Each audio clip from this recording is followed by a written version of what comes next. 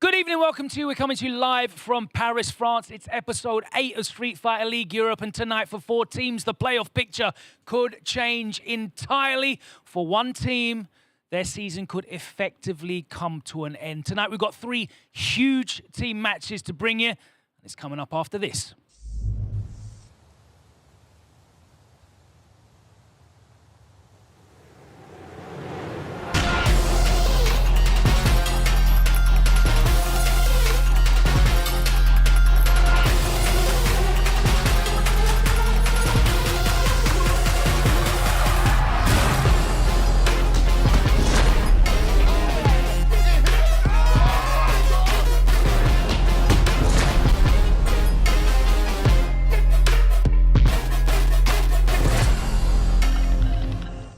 It's just gone 7 p.m. at your favorite time of the night, because that means it's time for Street Fighter League Europe. Episode 8 is going to prove to be a big one. We've got a top of the table clash. We have a vital mid-table battle that will hopefully have a big effect on the playoff picture. And as I said, one team's league season could theoretically, if not mathematically, come to an end tonight. It's going to be a great night of action here. Coming to you live from Paris in France. And of course, 3 of the people who are responsible for making this action as exciting as possible are our fantastic commentary lineup. Let's welcome in my 3 brethren. Which order are they going to be in tonight? Let's find out. The Masters, Yipes and Jammers. What's going on? There we go. And that one as well. There you go. I like that. That was punish counter, you know that. That was punish counter. That was punish on counter. recovery. Extra 4 frames there on hit, of course, as we know. Guys, we're nearly in the end of the regular season. This is your first time being involved in this stage of sort of Jammers, as we say. He's the old hand. He's seen it all before. But how exciting is it? We've had 2 really great nights, and it shows, you know, the emotion in some of these teams that are really fighting and struggling to stay in the playoff picture. Well, let me put this in very simple terms. Every single evening since SFL started, we've all been in the lobby, sitting down, chilling with the players and everything. Yesterday evening, we got back to the hotel, no one in that lobby. Every single person's getting ready for tomorrow. Sweaty. Right now, in the back room, the teams came in, right? Aegis and Mouse, not a single word, all been like, labbing, talking about the matchups and stuff. You can feel the tension, you can feel the pressure, and that's what I like, because you can see the matches are more and more important. Absolutely, Yipes. It's been an absolute pleasure having you be part of this experience, part of the family here in Street Fighter League Europe. You know, back once again in Paris. It's always a pleasure to have you involved. I know you've really been enjoying some of the underdogs coming through, but you know, the last 2 nights, they've been sensational for you as a fan of this game, surely. Yeah, so for me, you know, I know everybody's coming in here all professional stuff. They're trying to, you know, pull their chest out just to be super confident. But I'm always about the emotional ride, right? Yes. You kind of see that represented a lot with Wolves and Reason. So, you know, the pop-offs, the little subtle smack talks, that's what I live and breathe for when it comes to fighting games. So just to see the morale just going up by every game and just by every day is cool. And plus, I like their preparation. They've been upstairs in the green room. I've seen all of these guys not talking to nobody. They're playing their freaking friend that's like a Guile main or a Bison main to themselves playing online. So I really appreciate the preparation for these guys to try to. I'm really, really glad that you guys have been enjoying it so much. And it seems like everyone at home has been enjoying it so much as well. The feedback has been sensational. I know there are lots of brand new viewers getting involved in Street Fighter League and discovering the talent in Europe. But Jammers, my most seasoned of colleagues here, can you please, once again, recap this format so everyone at home knows exactly what's going on and what these players are fighting Gladly. Right, everyone. Over the past couple of nights, there have been 24 players that have been within 6 teams, and they've been battling it out in team matches. With the away side, they have to put forth their roster so that the home team can counter accordingly. Now, these matches do award points, with the first 2 matches being a best-of-3 format, awarding 10 points to the victor, and of course the final match, the anchor match, being a best-of-5 format, awarding 20 points to the victor. If we do have a tiebreaker, then there will be a bonus match, which is the best-of-1. Everybody loves that. It'll award 5 points to the winner there. And of course, these points are going to be tallied up on a leaderboard, and the players are going to be fighting for a top 4 placement for the playoffs, with the 3rd seed and 4th seeds fighting each other in the quarterfinals. Whoever wins that advances to the semifinals to face the 2nd seed, and of course, whoever wins the semifinals advances to grand finals to face the top seeded team for a chance to win 60,000 Benjamin Franklins there. But not only that to split amongst the team, they all have their right to earn their place at the Street Fighter League World Championships that will be happening in early March next year alongside Capcom Cup 11. Like these guys said, the air has been changing, and I can start to smell a little bit of a sweaty left pit, right pit. So we might need to bring some deodorant in the building, boys.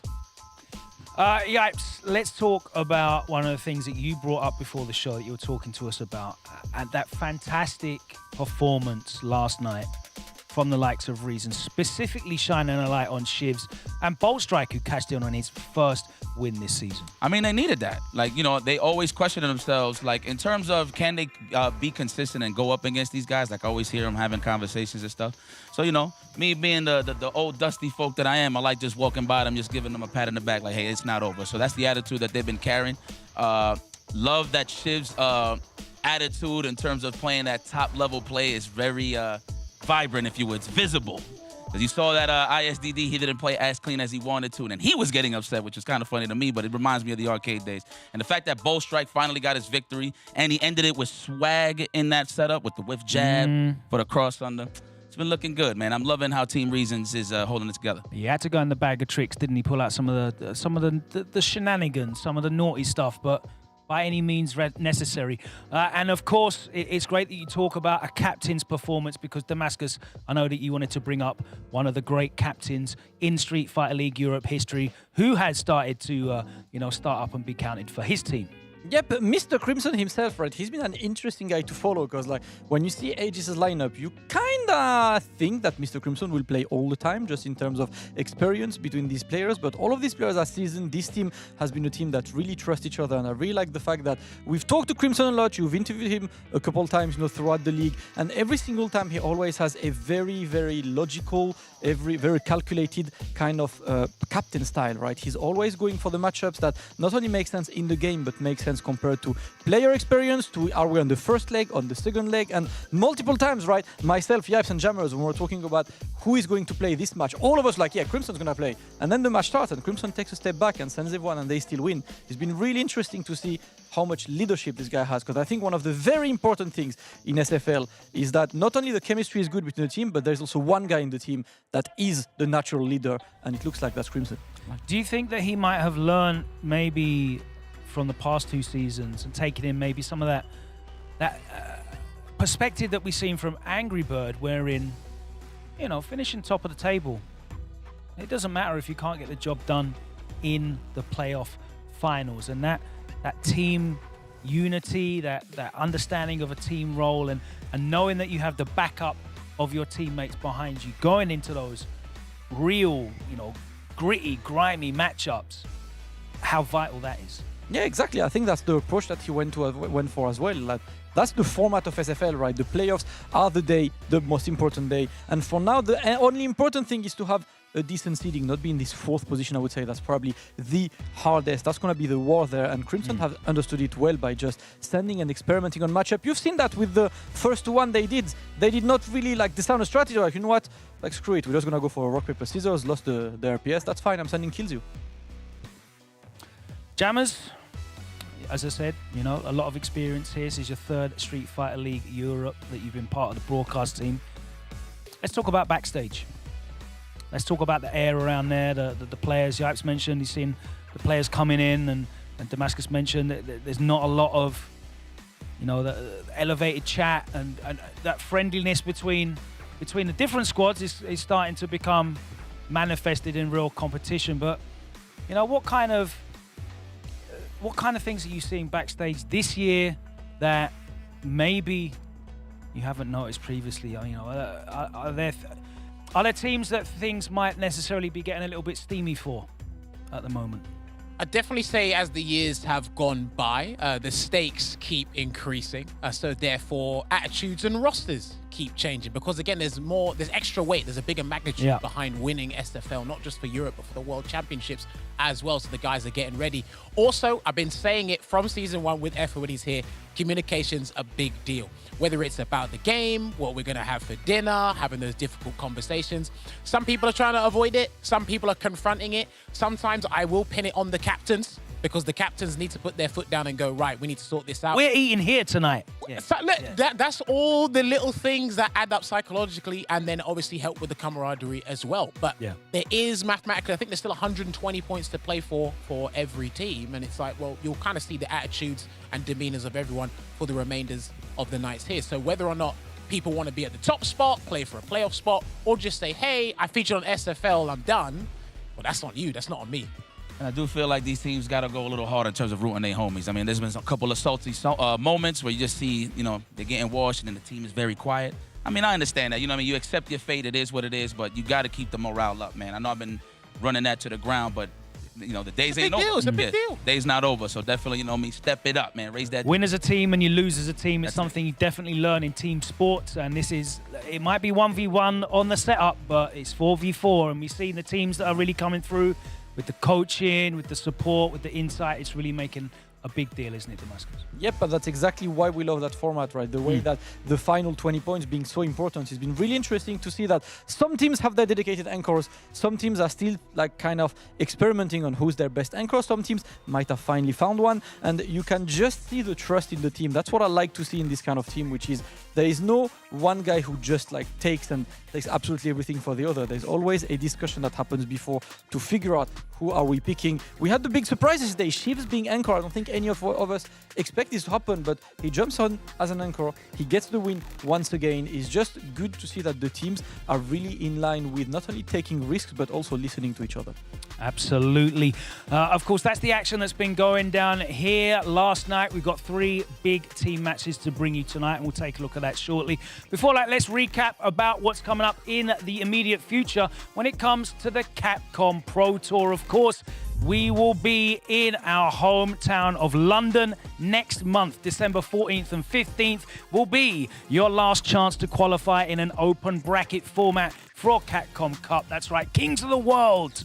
It's going to be an incredible 2 days of action on the Capcom Pro Tour. And if you want to register for that, you can either check out the Capcom Pro Tour website, or you can hit up StartGG and find the registration through there as well. I will definitely see you in London in a couple of weeks' time. Of course, the action has been progressing here in Street Fighter League Europe, but over in the US, they're flying through the regular season as well, and their finals will be happening offline. So if you're a viewer with the opportunity to get to Los Angeles, California in January on the 18th, you'll be able to see the Street Fighter League US finals live and in the flesh. Ticket sales are now available. Capcom.us/SFL24US-tickets. You can see that at the bottom of your screen. And all roads will be leading to Tokyo in March the 5th to the 9th at the iconic Ryogoku Sumo Hall.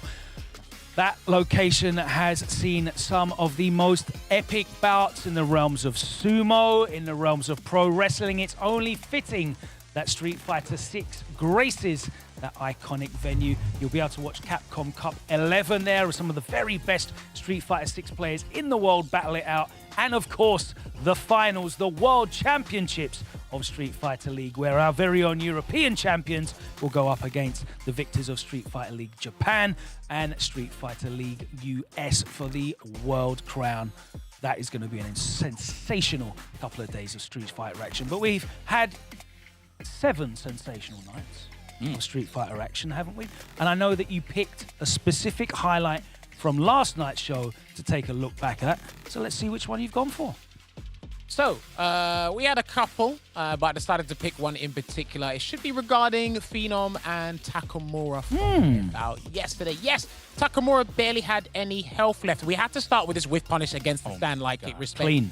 Takamura's always looking for that magic. Now, Phenom's in burnout. Because he's still recovering, there's barely anything he can do, and that was very unfortunate. This is one of the reasons why I wanted to highlight this clip, because if he got that stun, this whole thing would have changed. But I think Phenom's composure, similar to what Joker did against Takamura when we were highlighting that as well.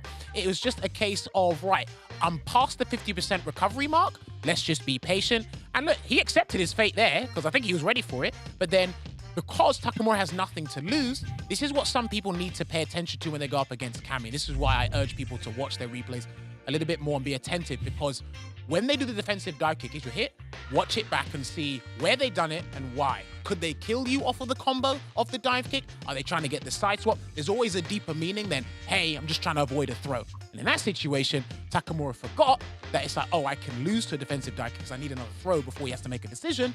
But at the same time as well, like, hats off to Phenom for just saying, right, let's keep it cool. Let's wait for the drive gauge to come back and make our choice.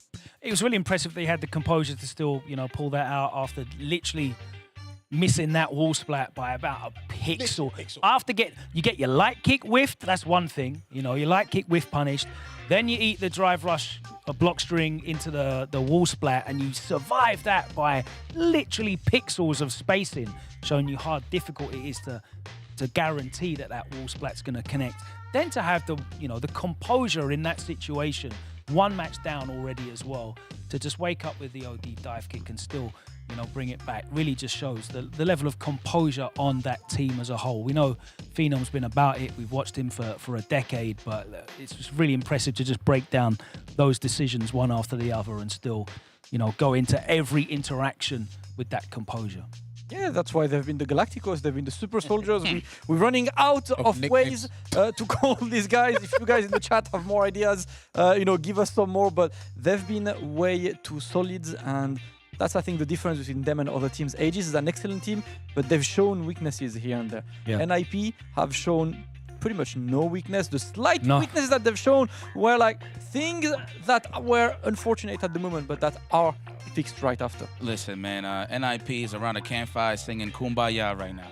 Those guys are very comfortable where they at. And I don't even think, mainly, especially with these matches coming up. I mean, listen, for the rest of the season, I think they're looking pretty good. They've still got Mouse to play as well. I don't know if there's going to be any other surprise results, but either way, like, just watch out for them. My condolences to everyone who has to play them. We don't. We just get to sit back and watch. I believe it's a special week as well, because tonight we have a second highlight that has been picked out. Which one's this going to be? News to me in my ear.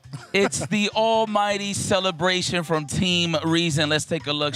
We love it. And get in that big dub. You're going to see it right here at any moment. I actually thought he was going to drag the headphones off the stage, but look, this guy was super cool. He's not you. You dragged I almost messed that up today, for sure. I was that yesterday. But look at this. This is what it's all about, man. This is what it's all about. The emotion, you know what I'm saying? And credit to Joker Jokes. He actually kept his team very composed throughout this whole scenario here, but this is what we needed. Yes. Say it with your chest, Shivs. Look, I don't even know what you're saying. Yeah, did any of you guys catch what he actually said? I didn't. The first one, he said, brother, don't want to play neutral? I was like, brother.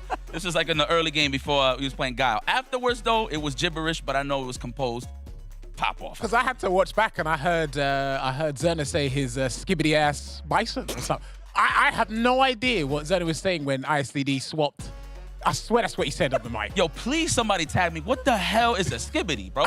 I don't know either. Like the past 7 days, what is that? Well, sir, save us. Change topic. Oh, wait, he knows. Quick. If you knows. Change topics. If you got about the rankings. If you got about 10 hours, then I've got a YouTube playlist for you that will get you up on all of the lore. Just all of the lore. Explain that. Logan, who's No. You know people ask the wrong questions when he knows certain things. You ask what it is. Why does he know what it is? Anyway, I'm going to approach this camera and talk about the leaderboard right now. Let's pull the leaderboard up before we get into today's matches.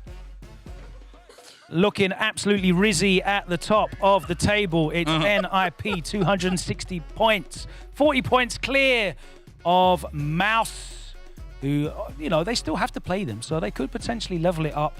Mouse are going to be looking for a big result tonight. Aegis starting to drift away from that leading two after a couple of poor results. Wolves, boy, they were looking very, very safe, but not until last night. Reason hot on their heels. Guild tonight, the pressure is on them. 40 points. They are 55 points behind Wolves in fourth position, and they need to put points on the board. Yes, there's 120 points remaining, but let's be honest. Since since night 2, they scored 10 points. Tough cookie. They're not going to get many of those 120. They need to get some tonight. Their season could be coming to an end tonight. Let's see who they're playing against, because I'm sure Guild have got a nice easy match to play today. That's right. They'll be really looking forward to it. Let's take a look. Me too. That was rude. Oh yeah. Oh my goodness. Wow. Team NIP is going to be Team RIP tonight, I think. Right, team match number 1. Mouse versus Aegis. Aegis are away. Problem X and the Mouse team will be looking to prey on an away lineup from Aegis. We'll see whether Crimson can find a plan and whether Takamura has the solution still. Does the solution still work?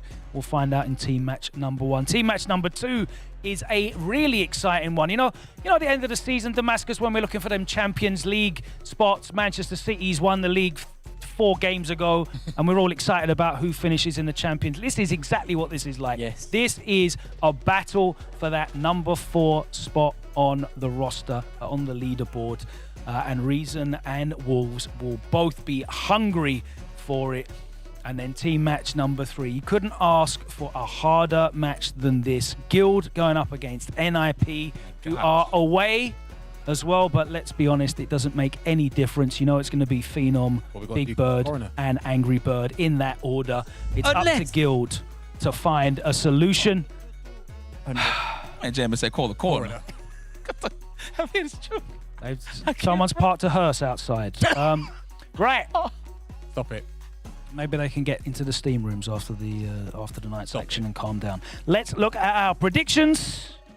First up, Mouse versus Aegis. Yes, the big one. This match is pretty much going to decide pretty much the chances of a second place, especially for Aegis that is behind right now. They absolutely need to do well, and they are unfortunately away. There is also another side of this match being, these teams pretty much being qualified. It's also data for the playoffs that will be the potential most important showdown if they meet in the playoff side. So on the away side, we were discussing with Jammers, obviously, one of the things we expect is to still have Takamura as an anchor, maybe to try and bait Problem X again, but just to give him again that confidence, because he's just off 2 losses back-to-back, so it's good to just give him that confidence, that trust. Go for the captain, Mr. Crimson, as an opener, and kills you second, kills you, who is the player who played the most in Team Aegis with 7 matches. And on the side of Mouse, obviously, how are we sniping? I expect to see a potential switch up, because obviously Problem X has been sniping the Camis a lot, right? There is a potential playoff match to happen. So does Problem X want to play Kills You and give him a bit of that experience? Potentially not. Might be a good way for him to just go and stop Mr. Crimson's momentum, stop Mr. Crimson's confidence. Kills You going second, facing Valmaster, obviously, who is the pretty much best guy to put against this team, as they're friends, and he's banned from talking to them right now. He's not allowed. We talk to them after the match. And then on the anchor side, obviously Takamura would want a Problem X again, but it might be time to send Ending Walker just to see, should this match happen on the playoffs, are we doing a Problem Takamura again? Are we doing an Ending Walker? I see this match as very important for Aegis and very important for the data for Mouse. Absolutely. Let's take a look now at team match number 2, which is Reason versus Wolves. An incredibly important match when it comes to that 4th playoff spot as well. Certainly. If you guys have been keeping an eye on the points, Reasons is right hot on the trail of Team Wolves. So this is pretty interesting seeing this storyline breakdown. On the away side, I like how this playing out, of course, setting out Shax to be the vanguard. Kanu on the 2nd position and Garnet as a anchor. I actually like that playoff for the strength that Garnet is gaining a lot more confidence as we moving forward here for Team Wolves. So I like how that's playing out. And of course, on the Reason side, we are going to send the big gun Shivs riding that momentum from last night. I like that he's switching her to go up against Shaq. We might see a Cammy Mirror, although I feel like his Cammy ain't as solid as his Jury and Manon. I'm more of a fan of his Manon due to the fact that I feel like that's more of a 10-pointer team character. So I can rock with that. Zerna, of course, you got to give me a dictionary of everything that you're saying, but what you're saying in your gameplay is that you're so confident to go up against Aikanu. Well, Jury, we all know this. A lot of people say that it's a bad matchup for Jury. You say it all the time. Nephew is pretty much the strongest one. But as the game develops, I feel like it's only going to get better for us, so I could respect that. Well, here's the thing as well. Sorry to cut you off. No, do you think?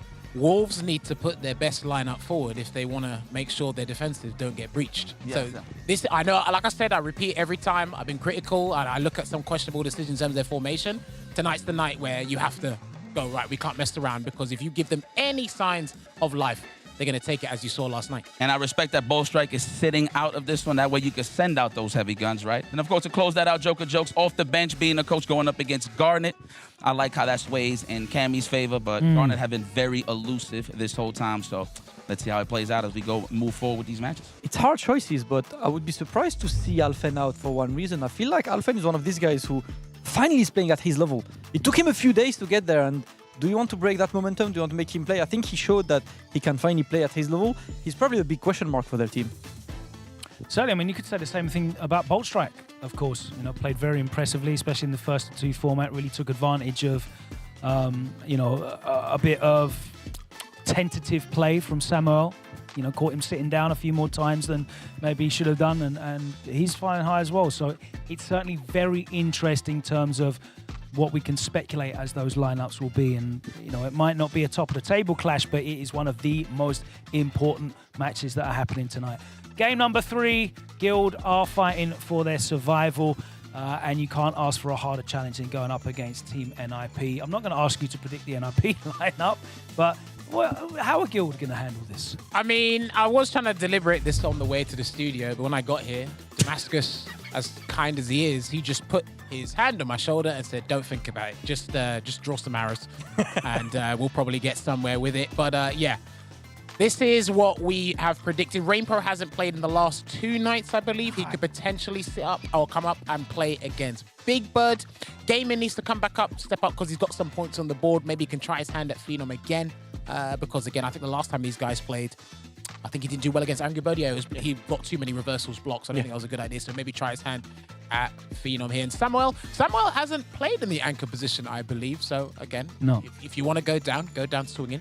Why not give him a go at the back? He might be able to get some 20 points or not. Tall order against the Super Soldiers, but, you know, like I said, we might have to call the coroner. So... Y'all like Team Guild, man. Are you going to stand on business? Hell no. I love my business. I love writing off. What the hell? Man, I like keeping my gates open, man. Yeah. Listen, I'm not trying to disrespect Team Guild. It's just they really got to come out swinging, because if they really get hard washed, for them, isn't it? Yeah, really difficult for them. You know, you can look at I'm Still the Daddy in the anchor role. He had a couple of real unfortunate combo drops as well. Made some maybe some questionable decisions in terms of using which supers he used in certain situations. Well, there's one interaction where I think we were all expecting him to just plant the bomb and play that way rather than go for the super. But you know, in the end, it didn't work out for him that night in the anchor role. Do you think him not playing tonight would, you know, have a real psychological effect on him after falling short at the final hurdle last night and then not getting the opportunity to play today? I think this has been the style challenge for Guild. Guild is trying to find a consistent, reliable point scorer. And yesterday, by taking the anchor role in one of their much winnable match, right? Like Guild against Reason, obviously, they're the two teams at the bottom. Reason is technically the most winnable match for Guild, and failing, you know, falling short, not because you consistently got outplayed, but because you also took decisions that were not the best ones, is definitely a way to pretty much lose a bit of the trust of your team. I don't see him going back as an anchor, maybe in a first two to get back some of the confidence, some of the trust, because of course, you know, you have to think about the psychological aspect, the pride of the players and everything. Yeah. It would be good to see him playing, but what's the trust like in this team? Because if there is one team that has yet to show us cohesion, it's definitely Guild. I think the most glaring thing that's illustrated by this matchup is it's night 8 of Street Fighter League Europe, and we're still talking about Guild trying to find what their most effective lineup is and what their order should be. And we're making jokes about NIP. We don't even need to write it down because everyone knows what that line... And that really does show you the differences in where they're at as a cohesive team, as a cohesive unit. Yes, NIP haven't played in Street Fighter League before, but boy, they've been playing and competing with each other for 8 years, you know, across the world in all manner of different competitions. Guild, I think every single player on Guild is debuting on Street Fighter League. Yes. And many of them don't have the international travel experience either. So it really does highlight that. I think it's going to be a very tough night for them. Yeah. Someone who has been doing a fantastic job. It seems like we're looking at all of the captains tonight, but someone who's been doing a fantastic job that we're going to be shining a light on in tonight's player focus is Mouse Captain, multiple finalist, Street Fighter League Europe veteran, Evo champ, multiple, I could say many things about this man. He's achieved so much in the game, but Problem X. Problem X, you know, like You know, without bias, Problem X, outside of being a friend or whatever, is one of my favorite players to watch, right? He's a very calm and composed player. He's a guy who comes with a plan. His experience is obviously shining with all of the accolades he has. And throughout this league, I have very enjoyed watching Team Mouse and how it became a team for one reason. Team Mouse is one of the teams with players that are not necessarily players who really hang out outside of the game, outside of obviously the strong duo, right? Prolex and Ending Walker. Yeah. But Valmaster, these guys have known Valmaster for years, but it's not really the group of friends. You know, at the end of the tournament, Problem X is not going to go have dinner with Valmaster, right? They have like the respective group of friends. Juicy Joe coming, you know, as a newcomer in this team, and he has been obviously doing great online and offline. The way this team is just working is, despite them not having the longest, you know, friendship relationship or anything, they're still a very strong cohesive unit, right? You can see that there is a vision in this team. You can see the way they select their players works a lot, and I really like also how they really put a lot of effort in making Juicy Joe be comfortable, and he's looked comfortable. The credit to Problem X, he's like the team captain and the team owner. He's always putting pressure on his homies. I like how he said to him, hey, you better not lose to that Bison, especially if you've been playing me all week. You know what I'm saying? So I like that pressure of him just being the boss. And I mean, it's into character at this point. He is the Lord for a reason. So Problem X, Benjamin, you already know, man. We're going to get those classes up. You know what I'm talking about. Can't mention. I think it's the epitome of when the captain's actually doing his due diligence, doing the work, making sure, like you said, everyone is comfortable. Because for 3 seasons now, Logan, he's always given a new player a chance. Myself, Logan, and F-Word have highlighted that. The first season was 4 Fields. Last season was Mystic Smash. This time it's Juicy Joe. And they've all actually done pretty well for themselves. And Broski as well last season. And Broski as well. But they've all actually taken the guys to the top of the league. Or not top of the league, but to the playoffs, which has been really good. Trust the teammates as well. And he knows when to step in and step out. I think that's what him and Mr. Crimson share in common. They know when to step in and step out and take a risk. That means I can actually just sit back, watch how you guys play when I'm not there, still take my advice, but still have to do like the due diligence and get the 10 points, get the anchor match. So I think it's been really well for a 3rd season running. He's an experienced captain now at this point. I think you've really hit the nail on the head there in terms of doing his due diligence. That's easy for me to say. Doing his due diligence, he has definitely been trying to see what roles the players that he has added to the squad flourish in. Maybe the roles in which they might feel the pressure under as well, and he's tried to give them that experience of pressure early on as well. We gave Juicy Joe a couple of tough matchups. Played the Cammy. I can't remember who that was Kills against. you and he beat someone else. I can't remember who it was. But he's put him into the Cammies, and we've seen, you know, I've watched Juicy Joe come off the sticks, and he's been visibly shaken but got the win.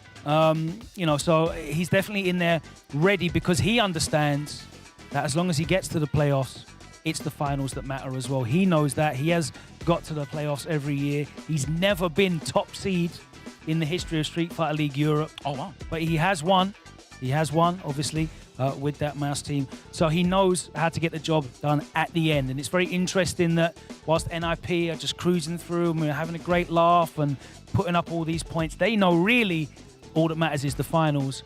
And they're approaching it from a different way, because Team Mouse and Team Aegis, they're both trying to find the Da Vinci Code to unlock the maximum power of the squad that they've assembled, because it's all about deploying that in the finals when that matters, maybe not so much in the regular season. So it's very exciting times, and great to see the different styles of captaincy that are being employed. It's almost like NIP don't have a captain, you could say.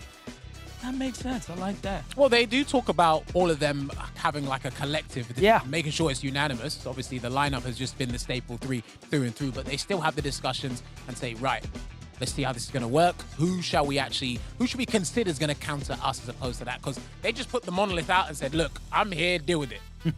My eyes is open for my man Veggie, man. Hopefully he makes his debut. He manifesting. You never know. He could play throwing it in the air, and I'm a big fan of the Geef, so let's go. Hopefully. You know, when he comes out, it's going to be a spectacle, and it will be with purpose. So looking forward to that. But guys, it's time to get into team match number 1.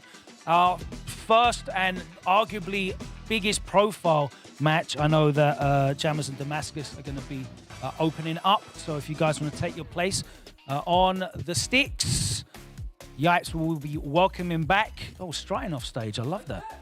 Yeah. A little bit of Ric Flair in his prime. Absolutely. Throw them woos up. Right, let's get to team match number 1. It's going to be Mouse versus Aegis. Let's welcome into the arena. First up, though, the away team, Aegis, starting off with captain, Mr. Grimson.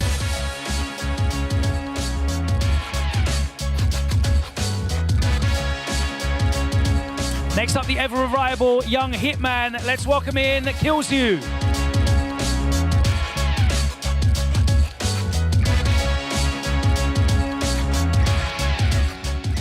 Thirdly, the man who's already taken his Ryu to Capcom Cup. Can he take Team Aegis there as well? Let's welcome Kusanagi.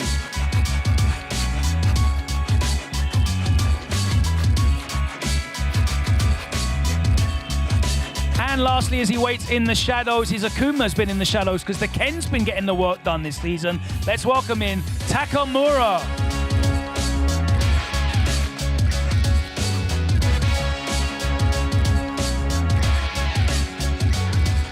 All right, let's speak to the captain himself.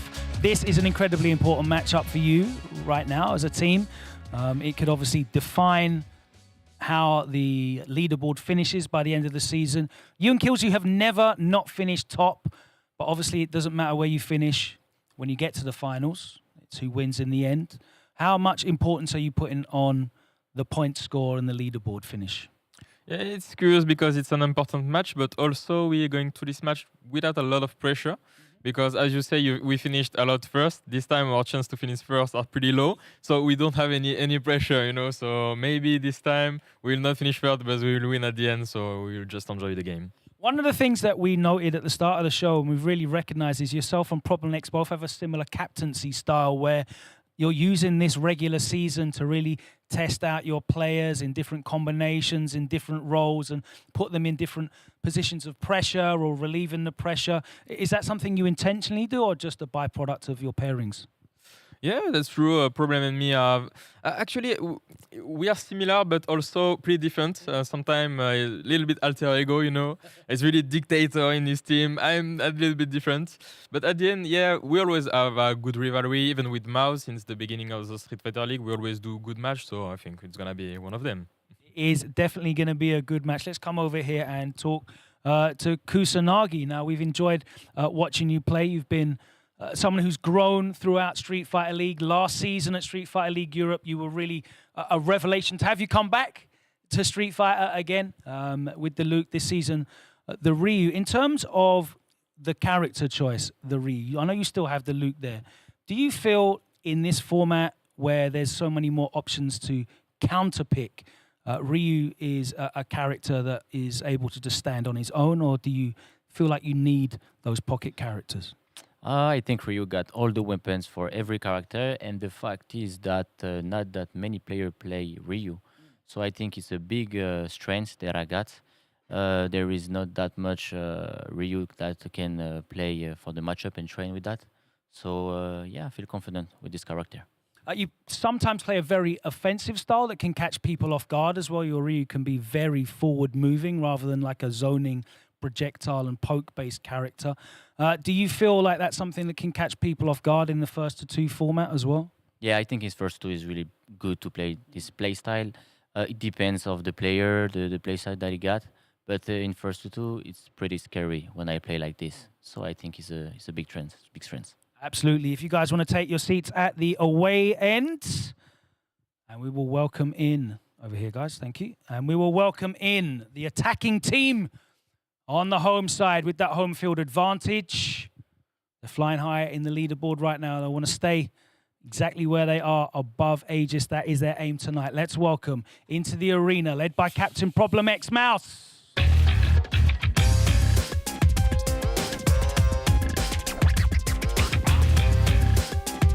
Still flying high when it comes to points totals. He's been incredibly effective for his team. Let's welcome Ending Walker.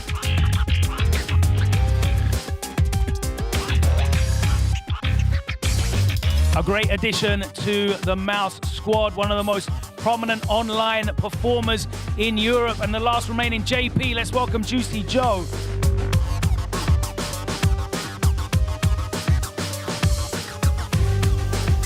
And an incredible incredible Street Fighter League veteran, a Street Fighter Europe veteran in general. Let's welcome Valmaster.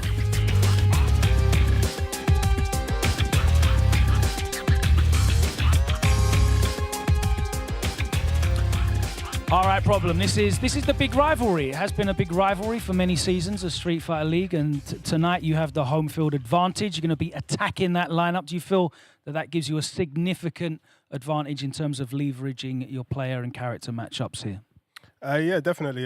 They have a few polarizing characters such as Dalsim, etc. So when they were home, they were able to capitalize there. So we're just looking to return the favor. Absolutely. I mean, you've been very straightforward in your talking about how you're approaching this and how you want things to be going in terms of supporting and wishing best of luck to some teams and nothing but the worst to others. Right now, you're in a good position. You know, you're quite far ahead of Aegis.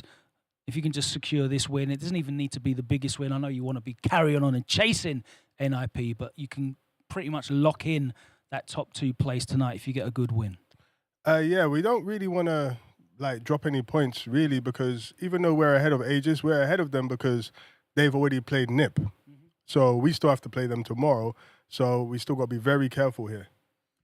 Absolutely. That is going to be a really important one for you guys, because obviously if you can put up a maximum score tonight and then take it to NIP tomorrow, then things start to look a little bit different, don't they? Yeah, I think if we get the 40-0 here, if we manage to 40-0 tomorrow as well, we could still actually be in contention for first. So we're still trying to go for that. All right, you're always going to carry on chasing that as long as it's mathematically possible. And I know Problem X is a man who appreciates his numbers when it comes to investments. Valmaster, you've been an incredible investment for Mouse this season. You've stepped in. You've got so much experience as well. You have a lot of experience against these guys on the other side. How have you been able to help your team prepare today? I have a lot of experience, but I think they also have a lot of experience. Ending, Juicy Joe, I know they play a lot, even Pro Mix, they play a lot against Crimson and Kizu in lobby online, so I even think they play more than me against them, honestly. So I know we're already against them. And how's your experience in terms of not just Street Fighter League, but competing at the highest level? We saw you qualify for Capcom Cup all the way back in Street Fighter 4, so you've been there, done that many, many years ago. How have you been able to bring your experience to the squad, of which Juicy Joe, obviously quite new to the scene, and Ending Walker, still very young? You have to pick the good character. And then I think it's with time there is people who stress in tournament and people who have adrenaline. You love this pressure in highly intense matches. That's the thing I like when you are in final and you have to win for big prizes. I love this kind of time. I can't wait to play in playoff. He said he loved those challenging matches when he spoke to you previously. It's going to be a challenging one tonight if you want to take your positions at the home end. And we'll get into this. Team match number 1. Of course, Aegis are playing from the away side, which means they have to reveal their full lineup and their locked-in character roster. And as Problem said, they're going to be looking to leverage their home advantage to try and give some polarizing matches to some of their characters. Let's find out exactly what that lineup looks like. Let's head over to Damascus and Jammers on the commentary desk. All right, Jammers, the first team match of the day coming up, and we mentioned it earlier, this is probably the most important today. This is the match that will decide if Aegis especially still has a chance at going for the second place, and this is the lineup. So Takamura takes a step back for today. Mr. Crimson going on the anchor role, the captain trying to raise the team's morale, and then Kusanagi middle, kills you first, a lineup that does make sense. I do agree with this. I actually thought Takamura would have taken his hand at the helm again for a 10-pointer here, but Mr. Crimson, the captain's put himself at the back. So hypothetically speaking, he's either trying to draw out the captain's affair between himself and Problem X, or, judging off of what Ending Walker did to Garnet the other day, he might have another go at the Ed Dalsim matchup here. I've got no qualms there. Obviously, we just need to see how it pans out. But again, if Mouse lose against Aegis today, they haven't lost second spot, but the pressure will be on them. So they need to accumulate as much points as possible. But let's head on over down back to the main stage with Killsu and Logan Summer. Thank you very much. And once again, I'm joined by Killsu, who is leading off. You've been in this position before. You know, it's on you to start with the momentum. You always step up with confidence. You have so much confidence for a player as young as yourself, but you've experienced so much. You've been here before, 3rd season of Street Fighter League. You've competed around the world as well. Do you feel, you know, that level of experience is maybe beyond your years? Yeah, I play since many years in a lot of games. So yeah, I kind of like the pressure and I kind of like game like this. Do you feel like you play better when you're under a lot of pressure, or you know, do you play better when you're more laid back, casual? I feel it's different. I can be better in tournaments, but on something I can be better on casual. It depends, but I feel great on both. Feels great on both. You've been doing great this season. Let's find out who you're going to be playing against. Mouse, can you please send up your first player? Okay. Is it going to be the green guy? Yeah, it is. It's classic Blanca. Classic Blanca. Okay, classic counter pick. Yeah, I must say I'm very disappointed not to see Takamura in the lineup. He's saying he knows how I think and these things, but you know, he said he solved my equation. He left the solution backstage. But there's 2 parts to this test, you know? So I'm a bit disappointed. Partial credit only. Yeah, you know, only half. Yeah. Well, you've got Killzoo instead. How do you feel about this? I love playing Killzoo. It's always fun. It could go either way, you know, so we always have some good games. So yeah. I'm looking forward to the good games as much as I'm looking forward to the interviews with Problem. He always steps up. Guys, if you want to wish each other good luck before the match, please do so now. Bon chance. Let's get into it. Team Aegis opening up with Killzoo. Mouse, the captain, steps up. Problem X, he says there's no Takamura for me. All right, I'm going in against Killzoo with the Blanca. Damascus and Jammers, how do you feel about this? That's brilliant, because he basically said, Takamura, I'll give you a point for the maths answer, but you didn't show me the working out. Remember, you do get points for the working out. You didn't show it. That's why you wanted to double check it. But no, the captain has stepped up. And me and Damascus were just talking about this moments ago before it came onto us live. He said, okay, looks like they want to draw out Problem X early. This is part of a strategy in terms of long term. So I again, no qualms with this. I do agree with it. Yep, I like the approach there. And you know, Killzoo in Team Aegis, he's actually the player who played the most. He played every single night since the beginning of the SFL. 7 matches, including the 1 tiebreaker. Of course, 4 wins, 3 losses. Problem on his side has 5 matches with the same amount of wins, 4 wins. So one of these two, you know, will move to 5 wins in their personal tally and also get the 10 points. And of course, right, Killzoo coming up first could be a way to just like lure Problem X out early and not have Problem X with the Bison against Crimson later. Yeah, because obviously Team Aegis, they do think Bison gives Dalsim a little bit of a tough time. I guess if you go from region to region, it depends. But again, to reinforce the point, both of these teams need a victory. More so, they're idealistically looking at 14-0 here. Yeah, if Mouse do lose, they haven't lost their semi-final seeding yet. But again, can't be worse for wear. Yeah, just want to bank these points and make it work. Problem, of course, with the Blanca, he's been sniping every single Kami. Oh, here, the perfect parry to open the show. And that's one of the things that's been interesting to see, Jammers, for both Problem X and Ending Walker. They've been training in Japan a lot and they come back doing way more perfect parries, and look how Killzoo answers. The meta's evolving. Oh yeah, dude. Problem X and Ending Walker's perfect parry against Lights is probably some of the highest success rates throughout like the international scene in general. Speaking of perfect parries, gonna get the punish there on the blankable. Gonna get a nice little conversion there as Killzoo and pop Problem X into the corner and pile on the pressure. Right, Killzoo looking good. He just wants to keep Problem X into the corner. Puts him into the blender. And that is going to be a clean, shimmy first round. Going for Killzoo, no need for a bar there. Excellent play. Looking good thus far. Someone was giving him advice, but the mic wasn't on because he did turn his head back and have a little look. So someone is giving him that mid-round advice, not mid-match advice. But he's looking to activate that Lightning Beast, his problem. Good stop there with the standing heavy kick there from Killzoo. Yeah, Killzoo's neutral, looking as good as ever. He's a very, very neutral base player. And that's exactly when Problem lets the slide rip into the level 2. And now it's all about keeping Killzoo in the corner, right? How do you get that? The drive gauge until he capitulated, which he did there, and he's gonna just still attack it. Oh, you can't! Alright, so actually he's got no bar to try and get out, so he's got to do this the old-fashioned way. He's not gonna do it. Yeah, he'll get out by losing the round. Oh no! Oh, wrong comp. Oh no, he's good, he's good, he's good. Okay. That, you know what? Plan B. Yeah, emergency plan. Yeah, I think he missed the jump. Yeah. I think he missed the Yeah, the jump, jumping but was either the- way, he's still good. I know there's been some damage adjustments on Blanca's plushie and extensions from that, but he's still fine. Lovely whip punish there. Once again, kills you. Immaculate spacing. Loving those characters with great walk speed, as I always say. And a wake up EX up ball, looking like he's going to activate Lightning Beast again. Yep, that's all he needs. He's Might have chanting to with fake him those out now. next time. Yeah, like this. And Killzoo is using more parries, right, to avoid his drive gauge from being depleted against that level 2. All in all, it's alright. He just got hit for 2 throws, but the perfect parry problem setting up the Blanca-chan right now. As you see in the corner, we activate. Overhead blocked.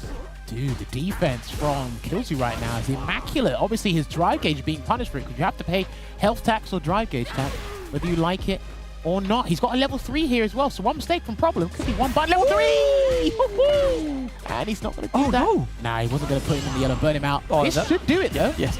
Oh no, brother! That's And okay. he's gonna get another chance with the redemption into the level 3 to close this one. I love damn, that was very close. A thankful ending for. C'est ça que j'allais dire. Ouais, toi aussi. Yeah, I just caught the end where he talks about you could DI. Tu gères très bien les level 2, tu Yeah. prends bien les shops tranquillement. You're defending well against level 2, which is good. Un bouton en neutral, t'es magnifique. Super. You're really good in neutral. Other than that, Feel you're like that. magnificent. Yeah. Magnificent. Yeah, magnificent. See, jammers, mais oui. I pick up on one or two things. Don't ask me to do a full sentence. Oh, sweat bucket. I'm gonna call you jammers now. Damn. Oh, he clicked him. Okay, goes for the impromptu slide knockdown there. I think he was too high to get something clean, but either way, made it still work. Harassing him with the back medium punch, or back medium kick, sorry. It is plus on block. Great challenge once again. Killzoo reclaim some kind of momentum. Problem X going to be sent to the corner, but he will be on his own terms. Oh, that didn't say cross up. That was a counter hit. That was a counter hit. That's why. That was Tom Sheggery. What was that?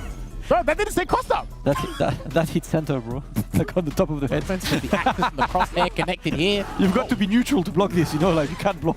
Right, Problem X is still doing these blanker balls, and Killzoo's getting a perfect parry, so I think he's going to have to do light blanker ball pretty soon if he's not going to play the footsies, but Killzoo takes the fight to him. And the block again. All right. Killzoo still looking good. Getting that first throw, and so far he's making all the right choices. Problem X in the corner on the back foot right now. Not sure if he wants to use that level 2 on this great challenge. Moves back a bit into the crouch medium punch and finishes with no bar spent. 3 bars ready, locked and loaded for Killzoo on match points. This game's going to set the pace for the remainder of the time. We're going to drive rush overhead, and he misses the cancellation, so he's going to have to make amends with the activation of the Lightning Beast on block here. And where's the throw? That's what I'm looking for. Oh, huh? That's got a lot of active frames, to be fair, so I'm not surprised the toenail clipped him. Bro, this, unfortunately, oh, that's not the same. Yeah, it's the level 2. It's yeah, the level 2 Blanca ball, so you can't really. I mean, unless you're really ready for this, you have to walk forward and not dash. But that's still going to be a clean level 3. Problem X in the corner and burned out. That level 1 needs to be ready. He can take. Oh, actually, I don't think he can take a DI here. Now he can't. Yeah, now definitely can't now. And there it is. The shout to Earth. I don't know how he's going to survive this. See, this is the unfortunate situations in these ones. It's like you do the level 1, but at the end of the level 1, because you don't really have a way to meet pressure there, you're still in the corner, but this time with 0 bars. So you better win the next interaction. But Killzoo immediately came up to win his own interaction, and Team Aegis moves forward, getting the first 10 points. A difference compared to the previous leg, where the first match, the first 10 points, were taken by Mouse. Last time the first match was Kusanagi versus Ending Walker, and Walker took that win, but this time it's Aegis firing first. They came with a strategy, and it looks like it's working thus far. Mouse's captain does lose the Vanguard battle. 10 points lost, which means it's 10 points closer to second seed for Team Aegis right now. Boy, are they putting the shields up because they need to defend. But let's take a look back at the highlights. I think the standout thing for both myself and Damascus was the perfect parries on the blanker balls there for the most part. Had good shimmy game as well, walk speed. Did we see a dive kick? I don't think he dive kicked at all, That's did he? actually true. You know, I mean, he knows that the reason Problem X plays Blanca in this matchup is specifically because Blanca is really good at sniping dive kicks. The thing is, Killzoo is a super ground game-based kind of player. Maybe too much sometimes, right? He likes to play that slow and steady footsie game, and this perfectly paid off. The perfect parries were absolutely incredible. The defensive decisions were all right. 10 points in the bank for Team Aegis, and we're about to move to the second match with Logan Sama on the main stage. Thank you very much. Great start from Killzy. Great having that on your team. That gets the momentum rolling. Are you feeling confident after that now, even more so? Yes, as always. I think they got so many options against me. I don't know who they're going to send. I'm pretty excited to see. You want to just find out right now? Let's go. Let's go. All right. Can you please send up your second player? And it is going to be ending. Can you confirm your character and control type, please? Ed on Classic. Thank you very much. Didn't fancy the Dalsim matchup then? Nah, not today. Once was enough. Yeah. All right. You have a lot of experience and history with Ryu. Is that going to help you here in this first of two? I have no idea, but I hope so. I respect the honesty. Obviously, Problem X wasn't able to get the 10 points on the board. You're looking for the win tonight to get at least the 30. Feel any pressure on yourself? No, just play my game. Hope it goes well. See how it goes. All right, nice and straightforward. If you guys want to wish each other the best of luck, we'll get into this one. Player match number 2. Kusanagi for Aegis with the Ryu. Ending Walker stepping up match number 2 with the Ed. Let's go back over to the desk. Damascus and Jammers, over to you. Interesting. They're going to run it back. Kusanagi and Ending Walker. I wasn't expecting that. But okay, it seems to be fair. If they can try and get as close to a guarantee of 10 points as possible, let's go with the strategy that worked. If it ain't broke, don't fix it. And again, like you said, he's got the insider knowledge because he still dabbles with Ryu. He had a very competent Ryu in Season 1 here. So then, we'll get to the anchor match when we get there. But Kusanagi, if he can double up the points here, this would be excellent for Team Aegis here. Because again, both teams are probably trying to avoid the tiebreaker. They want a definitive victory here. NIP definitely want a tiebreaker because they want these both to get as many points as possible to make it so they can extend their lead. But yeah, like to see this, and yeah, maybe unexpected. That leaves the door open to who the anchor is going to be from Team Mouse. But you know, these guys are not coming in without a plan. It is Ending Walker right now, one of the top scorers of the league. I was about to say goal scorers. I'm so football minded. But one of the top scorers, point scorers of the league, 100 points, and one of the players who played every single week, right? 7 weeks, 7 games, and the only loss was, of course, probably the best set, you know, of the entire league so far, the loss against Angry Birds. Outside of this, he's been very versatile. He's been on the anchor position. He's been, you know, for the 10 points as well. He's been playing pretty much anywhere he fancies, and his demeanor just shows it, right? Pressure does not affect him. He plays his game. well, pressure doesn't affect Kusanagi either. Anyway, he does cipher energy from a crowd. We saw it at UFA when he qualified for the Capcom Cup here. I'm kind of curious. They definitely had to think about this coming up, Team Aegis, so they must have checked the tapes.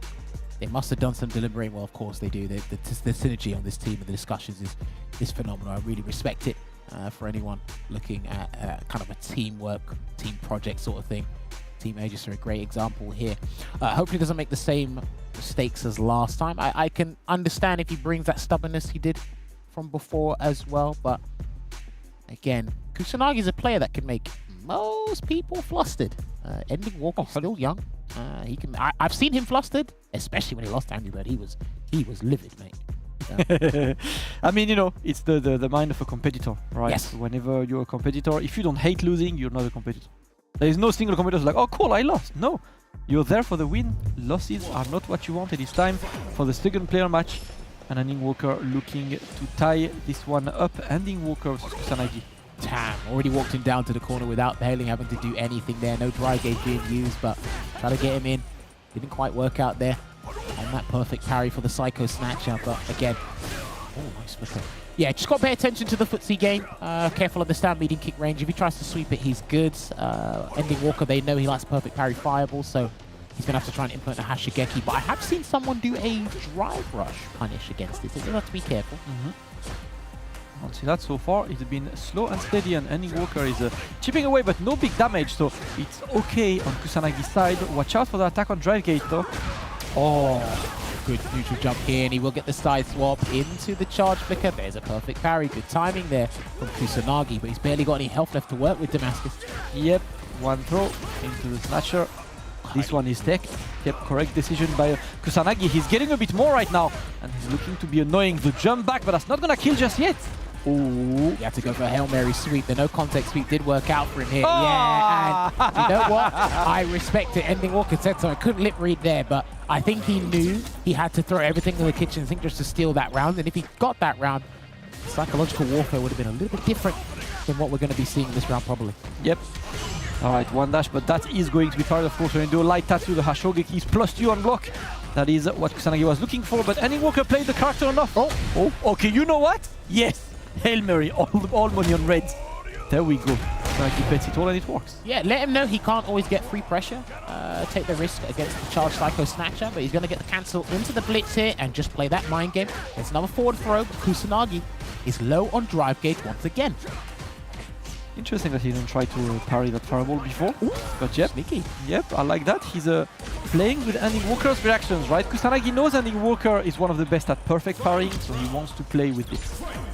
Good challenge there from Ending Walker. I know he lost the round. Good challenge there on the stand medium punch. It is -1 normally. Most people think it is like a plus on block, but he can make it plus on block for you, I believe, but normally it's -1. So. Alright, let's got to be careful here of the grounded movement from Kusanagi, because the way he's been encroaching on that space, been uncomfortable for most people, even in my eyes, because of how menacing his playstyle is. He's still trying to perfect parry something there and trying to get in. Yeah. A very beautiful match to watch unfold, and a crouch medium punch gets the clean challenge. Oh, first, yep, first reversal used by Ending Walker, and it is correct. Great challenge there by Kusanagi. Yeah, that's not really that's not legit, because that's got massive start of the Psycho Blitz, but they're walking back and forth, their patience as well. Oh boy, that's massive there for Kusanagi. If he gets a clean hit now, he can take the round, because level 3 is building up here. Yeah, and he wants to stay on the offense because the drive gauge is looking low, and there we go, Kusanagi clutching this one, gets game number 1 against Ending Walker. Team Aegis coming out in full force. What do we see? Tu modifies bien ta manière de jouer là par rapport au premier set, c'est vraiment bien. Really switching up well since the first step. And c'est Kusanagi said, vraiment I've worked on it, I've studied this. Juste, franchement, quand il est dans le corner, sois vraiment ready à... When he's in the corner, Et n'oublie pas, quand il est dans le coin, qu'il he's gonna be ready to, c'est you know. garanti, il peut rien faire. Oh, okay. Okay, he's not giving up anything, you know.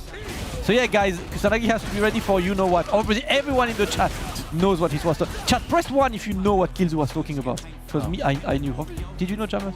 Well, I can only assume at this point, but we all knew. Yeah, all of us, guys, we're family out there. the spacing, the micro movement.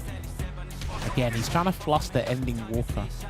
He's done really well. He's already put him in the corner here. Just his mere presence, not doing anything, having all those options to keep track of. You can tell Kusanagi is putting in the work.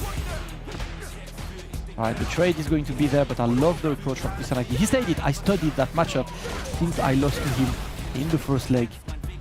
And he's looking good so far. He's back to full screen. Oh, he wanted the charge, but that was a bit too gutsy. No, great punish by Ending Walker. The challenge is still going to work. Yeah, his mind games after Hashigeki are huge against anyone at the top level here. And again, he's still piling on the presser, just making sure he feels uncomfortable the majority of the time here. And another throw here for Ending Walker, low on dry gauge, but he's got a substantial life lead that can slip away if he's not careful. Okay, I like that just in case. I think he's waiting for like a medium kick or even a flicker, because it looked like the range that Ending Walker might want to do that. But the patience Ending Walker's been illustrating, despite being 1 game down, it's actually been magnificent so far. Alright, so he tried, but that parry not going to work. Ending Walker is getting, oh my god, that is weird. Okay, so he's getting the perfect parries now, but it's on physical hits. Because remember, at some point, even if you studied the first part, you don't know when and where these guys want a perfect parry. There are some typical spots, but other times they mix it up. You have to mix up on the fly as well. That's improvised gameplay at its finest. I love to see. Be careful about the jump as well. Oh my word! I into nothing. Oh, the DDP is going to land. Kusanagi is starting to be a bit more disrespectful there. He already committed to the drive reversal because he shook his head Ending Walker. If he blocked that, he would have won. That would have been a lot, yeah. But that's okay. Still have the time. Kusanagi burns himself out and he needs to play the game with no drive right now. That jump in may be too ambitious. There is no parry available. And he goes for the crouch medium kick, immediately using all the damage he can. Of course, he needs to take this round. He's gonna get close to reclaiming the drive gauge. Yeah, if he just walks away, he should be all right. Yeah, there you go. Just walks away. He'll get the gauge back. Cobra Punch gets in there. No drive rush cancel from Ending Walker. Try to catch him doing a delayed tech. He might try and burn himself out, but he doesn't need to because the Psycho Blitz cancelling into the chamber should be able to close this one out for Ending Walker and take us to a final game in this second player match. I think I blew him up for like 4 times and just...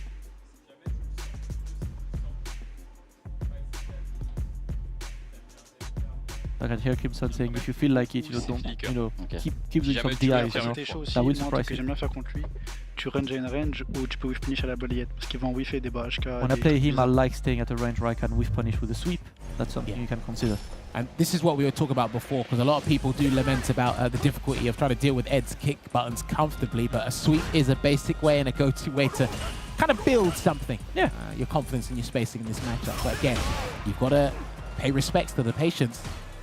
Walker. Oh, again! Yeah. Well, if there's anyone who can perfect parry solar plexus, it's this young man. Yeah, like when someone gives you a handshake, don't parry him, shake the hands. Ouch. Marvel vs. Capcom style. Ending Walker's dad is in chat, man. You guys need to teach him. We greet people. Do it again, and he might pull him in this time, and then, yeah, pull him one more time. No DP here from Kusanagi. Yeah, he's tried the sweep, so he's definitely heeding the advice from the guys. Getting a little bit frustrated here. Had to tech this time round. He's going to fight tooth and nail to get out. Oh! Challenge to the corner, the snatcher. Slow and steady, I've got to say. I like the parries from Kusanagi. He's trying to challenge snatcher game, but so far, it looks like Jammer since game number 1. Kusanagi is not really taking a lead. He's waiting. He's trying to be reactive instead of proactive. And Ending Walker is happy to wait. Look at this. Yeah, okay. He's burnt himself out. And now he's literally got to take the fight to him. So he's got to be careful getting perfect parried once again. Because that's not looking too good for him at the moment. And there's a Cobra Punch trade. And from that conversion, he will close it out and turn things around and will sit in the pilot seat. To try and take the points here. Because this is massive. Oh, okay. Again! That's 3 out of 3 Jammers! Damn! Yeah, he can't do solar flex anymore. Well, he's going to be trying stubborn to do it again, but he's got to change it up. He can't jump too much. Again, the footsie game.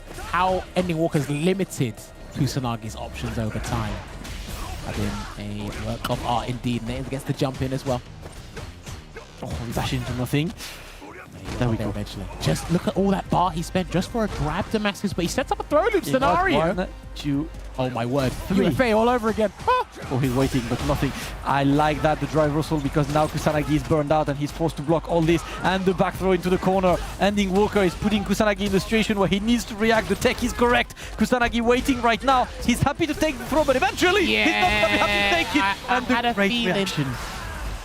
I had a feeling, man. It's like he still has that level 1 and he's not afraid to use it. Do or die, but Damascus last game, last round, I'm scared. There we go. Last game, last round. Kusanagi used the bar. He's going to build that 3rd bar very soon. Anyway, watch out for the jump-ins because Ending Walker's defense is correct. We're sending Kusanagi into the corner. Ending Walker is building up. I love that perfect parry, but why the jump back? Maybe a bit scared. Wow, that was the medium flicker. That was far. Yo, he still has the DP at some points, surely. He's backing away here. People can't whiff at this point. You cannot whiff a button. And yeah, and he knows it as well. He's playing. This is stands right now. He's getting the counter hit. And that will be a simple and efficient level 3 combo to close the second player match. Ending Walker, brilliant play and adaptation to finish with a perfect KO, taking the 10 points over Kusanagi. There's a battle of attrition, a battle of wits. Those guys worked on it. Credit to Kusanagi, because if you go back and watch the last time these guys faced each other and look at this set, you will see the dramatic improvement, especially for all that work you have to put into a 1st to 2. But unfortunately, just fell short there, which means the bigger picture is they do lose 10 points. So it's 10 apiece, so we must get a victor here. No tiebreakers will happen. This is what the scoreline is looking like right now. 10 points apiece. Those are the scores on the doors. Kills you taking 10 points over Problem X, and Ending Walker just taking 10 points over Kusanagi. Last game, last round, I was pretty impressed by what both of these two brought to the table, I've got to say. Love to see it indeed. That was an excellent match that we just watched. Kusanagi had a very, very strong first game. Second game had maybe Kusanagi a bit too passive and letting Ending Walker lead the dance, which Ending Walker happily took, obviously. right? Despite a couple of great decisions from Kusanagi. And then round 3, just as disputed, Kusanagi going back on the offense. That's what I love to see in these set jammers, is how the players consistently try to change their approach. Yeah, I think Perfect Parry played a massive role for both players here. I do think Kusanagi, again, his options got limited over time. He was getting mentally weaker over time. But of course, got to give credit with those perfect parries on the snatcher. But even then, that's still a very difficult move because that's kind of like the staple, the crux of Ed's toolkit there. But that match is done. We've got an anchor match to play, and we're going to go over to Crimson to find out who he may face. That's right, 20 more points to play for. We will have a winner in this match. 30 points will be going to someone. I'm sure Mr. Crimson would prefer if it went to Aegis. One more player to face. Who do you think it's going to be? I expect Juicy Joe because he have a lot of experience in that matchup. We played also a lot. He played a lot of Dalsims. And yeah, I stepped on knowing that he would probably play me, but I love challenge, so let's see. You Dalsim players do love a challenge. What is it about you? That's true, that's true. For this time, I think the matchup is pretty even. The only difference between Juicy Joe and the other GP is that he have a lot of experience in that matchup. But I have also a lot of experience against GP, so let's try. Let's see if your predictions are correct. Mouse, can you please send up your third player? Okay. There we go. If you can confirm your character and control type first. Classic JP. All right, so the same way that Problem X says that you better beat that Bison. Yes. There's someone at home right now that's saying you better you better win this matchup, isn't it? Yeah, it is. My brother is gonna be mad at me if I lose. Chad saying this. Talk me through this matchup a little bit, because obviously both these characters have changed subtly from season 1. Yeah, I think as Crimson, I think the matchup is 5-5. It's even, but yes, yeah, that's what I think. You have much experience playing against Crimson directly, because of course all the Dalsims have their own slightly different styles of playing. Yeah, I have played Crimson a lot in tournaments, and we have played also together for training, so yeah, it's gonna be a good one. Really looking forward to this one. If you guys want to wish each other good luck, 20 points on the line, there must be a winner. Someone is taking the 30 points back to the leaderboard. Is it going to be Aegis or Mouse? Team captain, Mr. Crimson, puts himself forward with the Dalsim. Juicy Joe steps up with the JP. Let's go over to the commentary desk to call the action, Damascus and Jammers.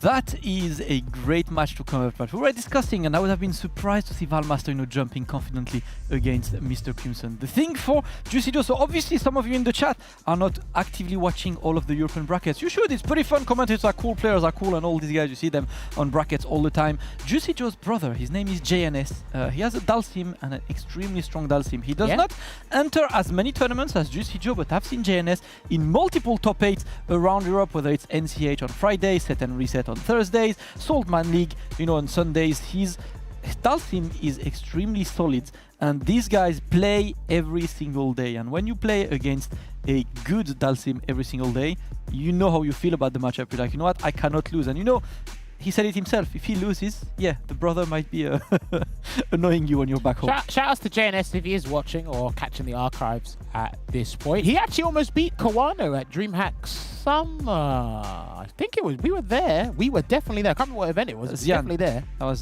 Juicy against Zian that he should have won and was to him. That was the other one, but I remember JNS almost beat. I think it was Kawano. I'm trying to remember now. But let's focus on this one here at play. Like I said before, so I think it was day 2 or day 3.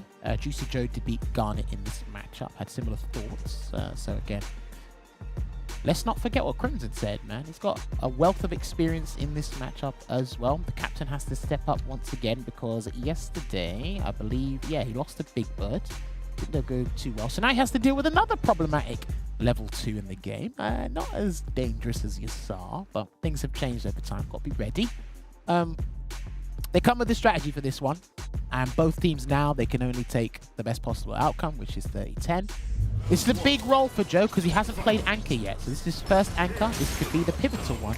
And that's when you see the confidence, right? The trust in this team. Juicy Joe is the newcomer, and these guys have been doing their best to make sure that Juicy Joe plays his game. Because let me tell you, a Juicy Joe on his game is absolutely insane, and I love the little matchup knowledge by Crimson. Tap into a teleport away. Yeah, you can teleport away to always avoid the first crystal, and then you can comfortably deal with the next one, whether it's a teleport or just a block, and keep your distance against JP. So there's actually really cool nuances in this matchup that I noticed even from the early days of Dhalsim versus JP. Perfect parry on the first trigger lab, but couldn't get anything from that. Alright, and we're trying to keep him away, but Mr. Crimson is faking those drive rushes now. He's looking alright. Juicy Joe waiting in the corner, being patient, looking maybe for a perfect parry to completely turn the tide of the game, but for now, we wait. Yeah, perfect parry on the stand fist. You got to be very careful. Because he's got the tools to zone the vast majority, Crimson can do a perfect parry, just get a simple punish and frustrate him. Perfect parry once again, misses the DI opportunity, so it looks like there wasn't enough recovery frames to get the drive impact, because that is 26 frame start, and what a counterpunch. Everyone's been using their crouching medium punch against that stand roundhouse throughout the past couple of days here, so that looks like the go-to button for most characters against Dhalsim. Alright, send him back to the corner, and that's exactly what Juicy Joe wants, right? To be putting the pressure on Mr. Crimson in the corner. He's happy to use a lot of drive gauge, but no conversion on that one opening he got. Manages to duck under the perfect parry, but sets himself into the corner. And goes back to the spikes, and now he's the one in burnout, and Mr. Crimson might look to exploit this one. I think he wanted back medium punch there, but the stand medium punch done it there. There's the stun. He can charge up level 2 if he wants, and that's exactly what he's going to do. And probably by the end of this, he should have the level 1. Yes, there it is. Oh no! Wait a minute. Oh, okay. We clutch it. Crimson 1. He's very stressed, I can see it. Yeah, he's gonna lose patience, gonna get closer. Exploit this. Most of that was just he sort of got hit scrambles and the driver slide. When the drive gauge is low, don't be afraid to use the level 2 on block. Yeah. And many times he did driver slide, but you tried to finish like you said, but it didn't work very well. Don't know why, but Yeah, I was too quick. don't put yourself in corner. Yeah. Corner is bad for you. Alright, let's go. Sound advice there, and it's real advice we've spoken about in our tech tips. Don't put yourself in the corner here. So again, we really have to pay attention. Dhalsim's going to be as evasive as could be anyway, but we do need to pay meticulous attention to Juicy Joe's movements, because Team Aegis bank on him playing out frustration at this. Oh, yeah, the dash forward made it work, and the perfect parries are clean. So Juicy Joe is on the life lead right now, and he's looking to keep the Dhalsim at bay for now, playing that zoning game. Got to watch out, but he needs to just find his game right. The fair assessment from Team Aegis saying that he does look stressed. Yeah, bear in mind as well, both players, they're having to perfect parry, well, more so Crimson, perfect parrying projectiles. They're not physical hits, so they can't get the screen freeze, but he's been doing well thus far. Lovely micro walk under there from Crimson, and the whiff punish, brother. You know this matchup, because not many people do that. Stand medium kick at the ready for the drive rush capsules? Joe. Yep, he was ready. Let's go. Juicy Joe taking the round. That's what he needs, but the punish counter just to get a bit closer. Mr. Crimson looking to send him to the corner. Juicy Joe needs to find a way out. For now, he's blocking. Well, Problem did say he's got level 2. Don't be afraid to use it when you're low on drive gauge. But obviously, he has to be close for the little push gun there. And the pickup, that was decent. Great impromptu follow-up there. Oh, my word. Hoga bonito! My brother's juggling. Let's go! Gets the no context slide. Plays it safe. With the Chona box, Super Art 1. Oh, he could have. Maybe he's higher. Oh my. Level 2. Level 2. Yeah, level 2. I think level 2 kills, right? I don't think it will kill, but he'll have to reset him. 1. Yeah, reset him. 2, 3. Hey. No way. Is he going for it? Hey. He's not killing just yet, and there we go. Takes the right decision. Juicy Joe plays his game. Everything perfectly. That's everything. He's not really dealing with the teleport that well either. Yeah. So yeah, it's good. Good observation there from Ending Walker. Said he's not dealing with the teleport well, but to get the teleport out, you need to set up the departure safely. Mr. Crimson might actually pile on the pressure to make sure he gives him no breathing room. Suffocate him in the corner is exactly what he's doing now, Damascus. All right, parries and wait, but Crimson starts very offensive in this game number 3. If you can't deal with the teleport, he doesn't have to deal with it if it's not there. Yeah. Alright, yeah, these are the rounds that Mr. Crimson is looking for, right? Sending the opponent to the corner and taking the lead on the offense. No conversion on this one. Juicy Joe back to being close to the corner. Crimson trying to keep him at bay, and the great float to close that round. good thus far for Crimson. I love the rally of adaptation back and forth between these guys as well. Crimson definitely knows when to turn up the aggro meter when he needs to. And I imagine a raw drive rush can throw off JP because Dawson's got one of the slower drive rushes. So. Oh, floating. Level counter, No, yeah. okay. We try to escape and manages to escape. You see Joe goes back on the favorable situation. Oh! Stops him. Yeah, he's definitely worked on the conversion with punishes. He knows the spacing incredibly well. Super accurate is Juicy Joe. No The patience. Yeah, no air throw. I think he's going to get hit by the comments though. Don't want to side switch as well, right? Because JP's air throw obviously is only a back throw, so always switches the side. And he's getting the cover. Yeah, he got a hit. Yeah, he hit. He got the hit. Keeps it simple. Doesn't really go for anything that he could potentially drop and just playing. Oh Level my 3. God, that should kill. No, I think he's still alive. alive. I think he's alive. That hurt though. Yeah, just about. And he's not. I think he's done anyway. So he can at least block one thing. Oh my God, he's waiting. Jammers, can he get out of the burnout? He's getting out of the burnout, and now he's the one chipping. Mr. Crimson in a difficult situation. What a pick up! That's okay. That's okay. That was checkmate. That was checkmate anyway. That's actually great presence of mind from Juicy Joe to not use the bar, knowing that what could Dalsim do anyway? Wake up into this spike. My man said the juice was worth the squeeze. Brother, Joe, you're too sick. I'm sorry. You've got the juice. That's why I'm pressing you. Hold on a minute. Crimson can still take this and get the lead here because boy was that a substantial amount of damage. Has to get the knockdown and teleport away. Oh, overhead. Oh, stay there. Oh, no. Juggle, but that jump in was maybe a bit too ambitious right now. Juicy Joe goes back to the corner, forced to block. It's time for the first throw. Maybe a bit of a second. We're going for the Yoga Flame. Another one. Juicy Joe looking for that one moment, one way to escape that corner. Can you find the way? No. Still blocking, close to burnout. This is one decision to take. The critical moment for Juicy Joe. He's waiting. Is he doing anything for now? Wait a minute. Patience. He can perfect parry into a button here, Crimson, but he's got to be careful. Oh, Excellent. Incroyable. Ah, tu es bien là. Là, t'es bien là. Magnifique. You're good. That's what they're saying. You're good. Le boulot, vamos. Le boulot. The work. Le boulot. Look at me. Stop giving him advice. Stop it. That wasn't in the contract. Crimson. Relax. Relax. Just relax a bit, yeah. Just play a normal game. Playing well. You are playing well.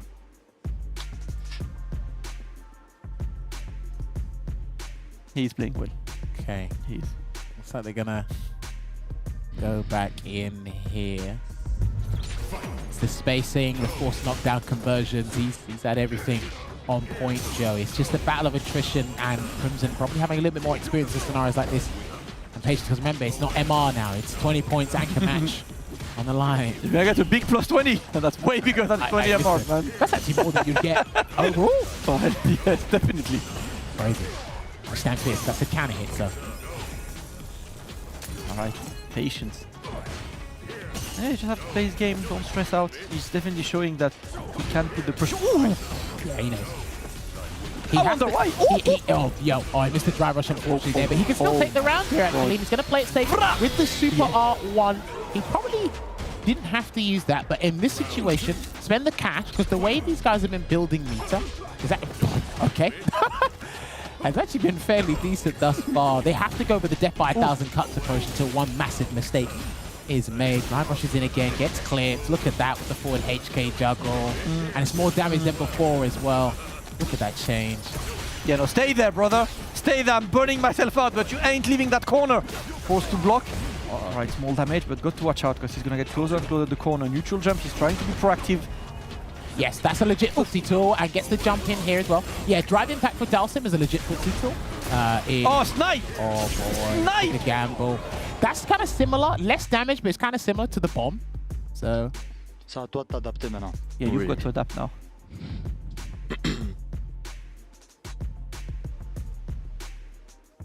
Okay. Oh, they're saying nothing, but in French. He's going to do the full screen drive or slide. Yes. And sometimes you punished him, sometimes not. And when you didn't, it fucked up the round because then you went corner. Now you did, but if you feel confident about doing it, do it. But otherwise, just take less risk. He's not really handling the teleport stuff well either. No. Yes. Yeah, that's true. But it's up to you. I think you got this. Right, what the teams are focusing on again, just to reiterate, Team Mouse have identified. Oh my god, this guy's amazing. Oof. This guy's amazing.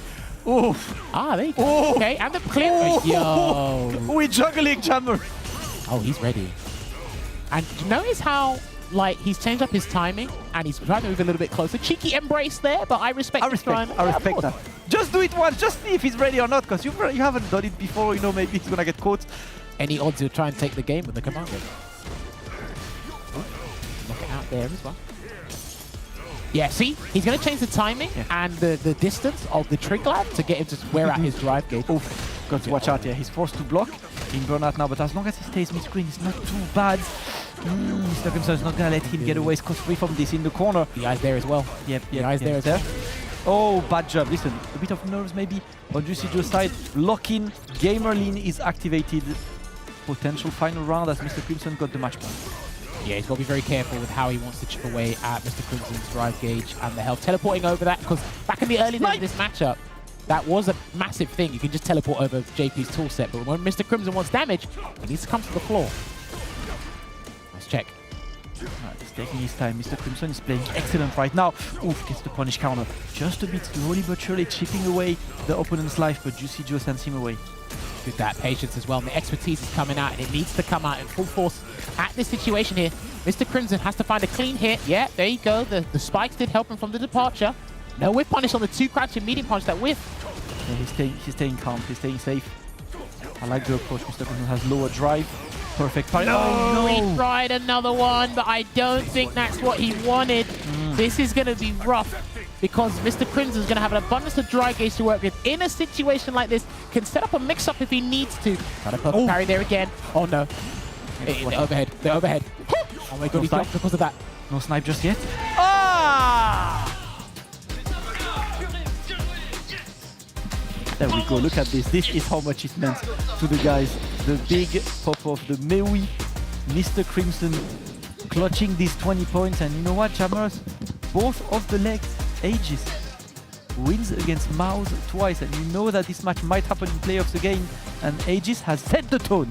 This was massive for the Frenchman there. You could see it. Absolute elation over there behind us. And again, they needed the win to edge and close that distance against Mouse here, and that's what they've done. Similar result to last time, anchor switch. I thoroughly respect Team Mouse for giving Joe the opportunity to try and take this, because it is a matchup that can go either way. He played amazing, man. Let's be real, right? Of course, yes, Crimson won that set, but Juicy Joe played incredible. He's got just a bit of a shaky start, right? Looked a bit nervous, but when he got on his game, you could exactly see why it was Juicy Joe against Crimson in this set. Yeah, I again, similar to Kusanagi and Ending Walker, this matchup as well, one of the deciding factors or determining factors was the perfect parry as opposed to what they're doing. Remember, it looked a little bit more dangerous for Juicy Joe to get the perfect parry when needed, but those stray hits from full screen man, from the stand fist, the stand medium punch, just limbs in general was really frustrating and building up over time, which really worked out in Crimson's favor. Well, they defended themselves away, so surely the shields must be up this time, Logan. Shields are holding successfully here. 30 points in the bank. That brings them up to, I believe, 200 points now. Crimson, a fantastic performance for yourself, both in the anchor role and as captain. You managed to successfully defend from the away position. Not easy to do. Honestly, it wasn't easy, of course. I knew that it wouldn't be easy against those kind of players. But I'm so happy to have my teammate with me, who giving me advice during the set, help me to keep calm. Even when things go bad, we all are used to it. So I'm so happy to get this win, honestly. Of course, we've seen Takamura in the anchor role a number of times. Didn't play today, but again, everyone involved in the team, everyone involved, whether it's these two guys stepping up to play or in the communications, on the headsets, paying attention, giving advice, and as you said, just calming things down as well. What's the atmosphere like in the team at the moment? Obviously, after that win, everyone's up, but just generally, is it good vibes around? Yeah, in general, we all only have good vibes. Even when things go wrong, as I said, we are still believing in our capacity. Also, we know that those matches right now are not the most important. The biggest strategy that we have to keep is for the playoff, of course. but we still have a chance to get second place and maybe first place, so we're aiming for it. Killsy, you started off well. Another good start from you. You've been really consistent. The most played player out of everyone on the Aegis squad. It feels like at the moment, you know, a lot of the confidence from the rest of the team is in you. Does that power you up a bit? No, I like to play. I always like to play. I think in our team we all want to play, but we have to make some choice. For the moment, I only lost to Nip. I lost to Phenom and Angry Bird. I lost also first one, but in this game it doesn't count. So yes, I feel pretty confident. We work very hard for every team, so very happy. It is certainly a great record as well. As you said, you have lost to NIP and, of course, the tiebreaker as well. But you've been very consistent with putting points on the board. Your relationship in terms of not just Street Fighter League Europe, but just generally with Mr. Crimson goes back many years as well. How good is that pairing of you two? Yeah, we are with Crimson. We have a very good duo.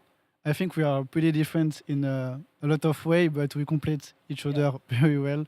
So yes, and with Kusanagi and Takamura, we make a very great team. So yes, very good. Very, very scary team. Kusanagi, a tough loss for you, but against one of the very best players in Street Fighter League at the moment. And in the end, you had the teammates behind you to back you up. Obviously, that allows you to get past the loss, knowing that you have those players there ready to fill in when you can't get the win done. But obviously, you want to put these wins up. Are you generally quite hard on yourself when you aren't able to get these wins, or are you able to let it go? I think last time I play ending, I studied a lot to maybe play again for the playoff. I tried to play more neutral, more defensive way. It was like pretty close, so I'm still happy with this fight. And I think we got some good data for the next fight in the playoff. So still confident, even with the lose, we take it good. And I hope we're going to make the best for the future meeting. Well, it's going to be an exciting couple of matches. Takamura certainly ready to step up again. Today you didn't play. What was the decision-making behind that? We have, with my teammate, we make a big plan for the playoff. And today, we all think it's better for us that I do not play. And look at the result. Crimson did amazing job. Like everyone, even Kusanagi, his match was so close. I think for the playoff, we will do well, way better. Much more strategy and tactics to reveal in the finals? No. We have to wait. Yes, yeah, exactly. We have to wait. All right, you're not going to have to wait long for the next match that's coming after this short break, but congratulations, 30 points sees Team Aegis pushing up the leaderboard, but Mouse are still there with the lead in second place. We'll see how big the gap between them and the top is when NIP play later against Guild. But next up, it is an all-important mid-table clash as they fight over that fourth playoff spot. After the break, you'll see Wolves versus Reason.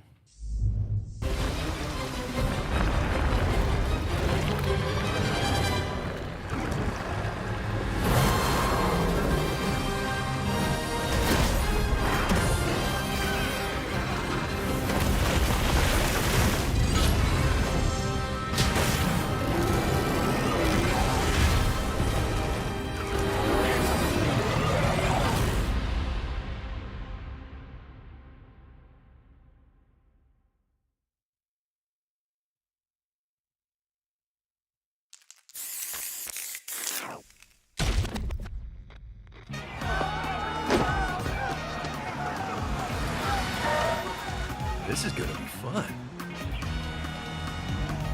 I'm still on a journey. Come get some.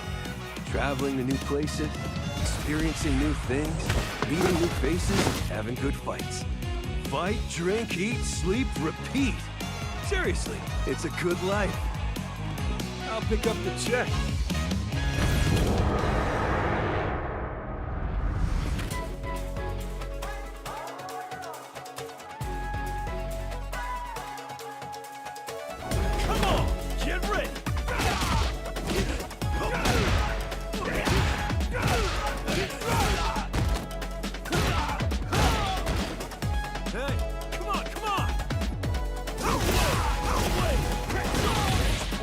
You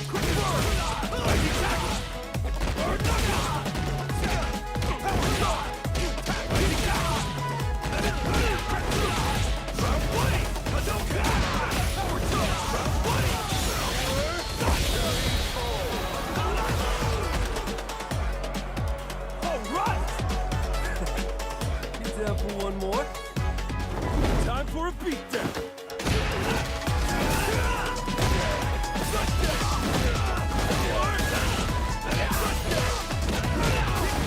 Are you okay? Watch your move!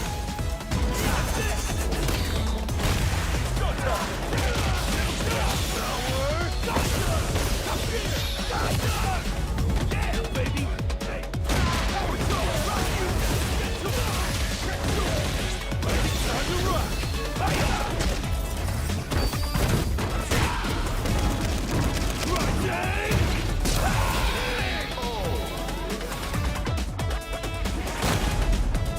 Now, where to tomorrow?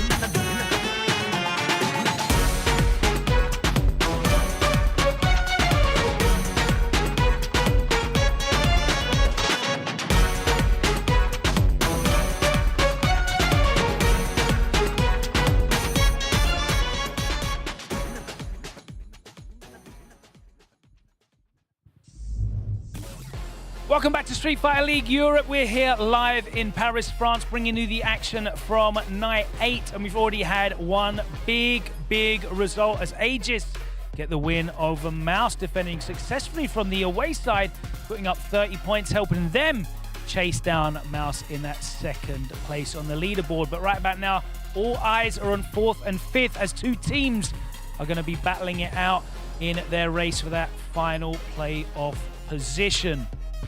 Before last night, it was looking very certain that Wolves would be pulling clear, but reason we were able to run up a big score in their first victory of the season, whilst Wolves were only able to put up a big donut against Mouse. Well, tonight, that's going to change. That's still to come, but before then, let's go over to the commentary desk because it's time for our first tech tip of the night. And absolutely, shout out to Logan for passing the rock on this side. Chilling with my boy Damascus. How the hell are you, my friend? All good, always good, Yipes, always good. Listen, I've got more stories to tell you. I've been learning a lot over the last few days, whether it's you, whether it's Jammers denying me a handshake and telling me why. A lot has happened out there. You know, so on the streets I'm applying all of this. This guy was jumping at me, I was anti-airing, I was blocking, I was even applying the whiff punish, right? And I whiff punished with a sweep. And I heard like a shotgun-like sound. And like when I dashed in, this guy did not wake up. And I was scared. I started to call an ambulance. Did I do anything wrong? No, my friend. That is what we call a punish counter. A punish counter occurs when you attack your opponent on their recovery frames, whether it be a normal attack or a special move.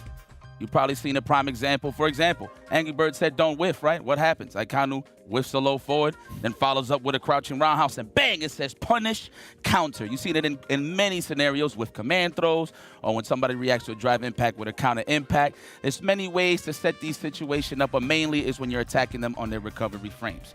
I mean, you see it when you hear that loud shotgun sound that Damascus just pointed out. That is when it lets you know that a punish counter has occurred. And yeah, that just reminds you that you need to stop whiffing. Shout out to my Habibi for that, because I'm going to have to stop. Seriously. Whiffing is cringe. Whiffing is cringe, but you know what's not?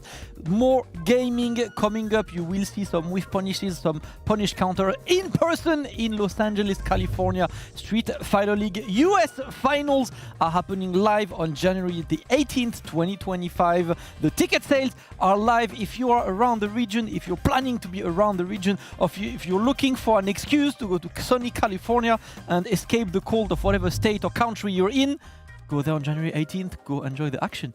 Yeah. Well, speaking of action, I'm ready for some action. SFL EU has been fantastic. So lead the way, Logan. Let us know what is our next matchup here. Thank you very much. As I said last time, these teams were playing each other. It went in favor of Wolves, who were able to put up the 30 points, which I believe was their first win of the regular season. This time, they're going to be defending from the away side, and this is a vital battle when it comes to that last playoff spot. So without any further ado, let's welcome into the arena Wolves, led out by Captain Shax.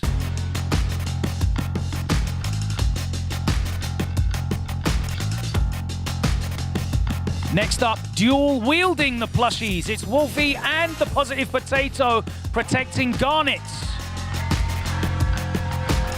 Where's his arcade stick though? That's what I want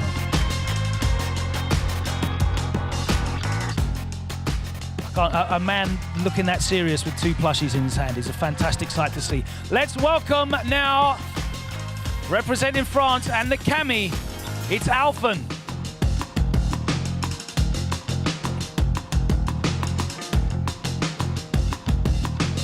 And we're renaming him to the Red Wolf. It's Akainu.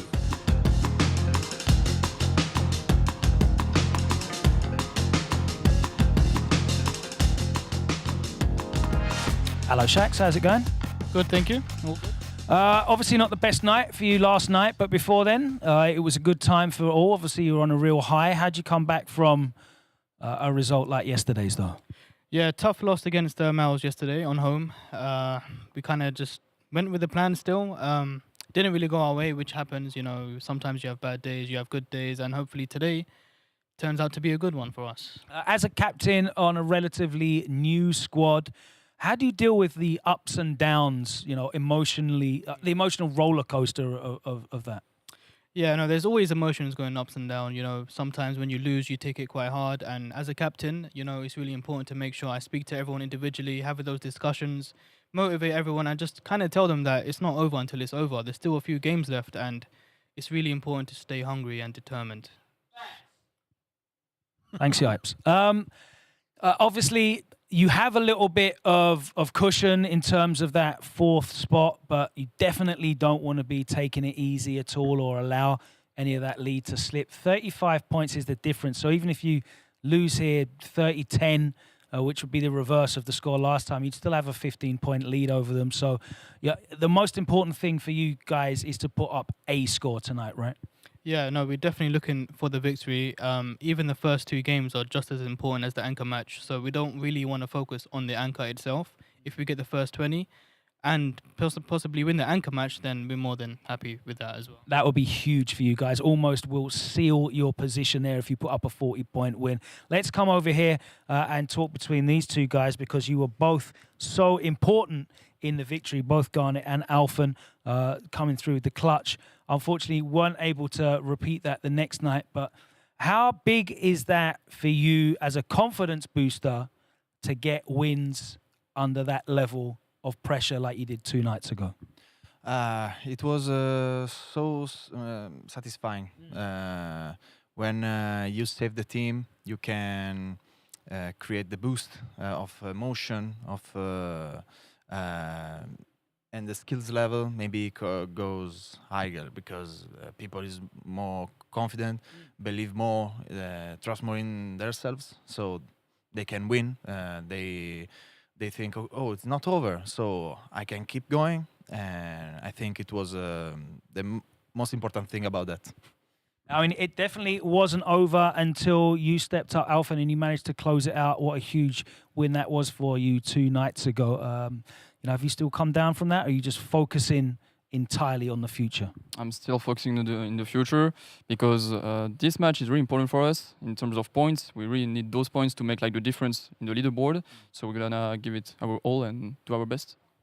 You know, if you get a 40-point victory here, it's most likely that your playoff positions will be secured. Do you feel a lot of pressure to do that, or are you just looking to play your game again as usual? As usual, I'm gonna play my own game. Yeah. Like I know I'm playing really well in every matches I do, so I'm just gonna play my best, and the win will come. Absolutely, that one was for you, Sengen. Right, if you want to get into the away end and prepare, because right about now, attacking from the home side, looking to reverse this score. They're on a high. Let's see if they can keep the vibes up there. Let's welcome in Reason, led out by Captain Boltstrike.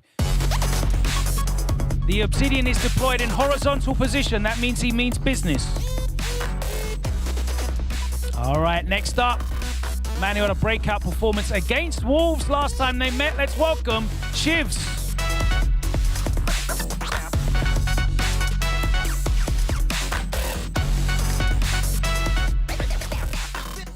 Locked in and ready to go. Let's welcome back into the arena, Joker Jokes.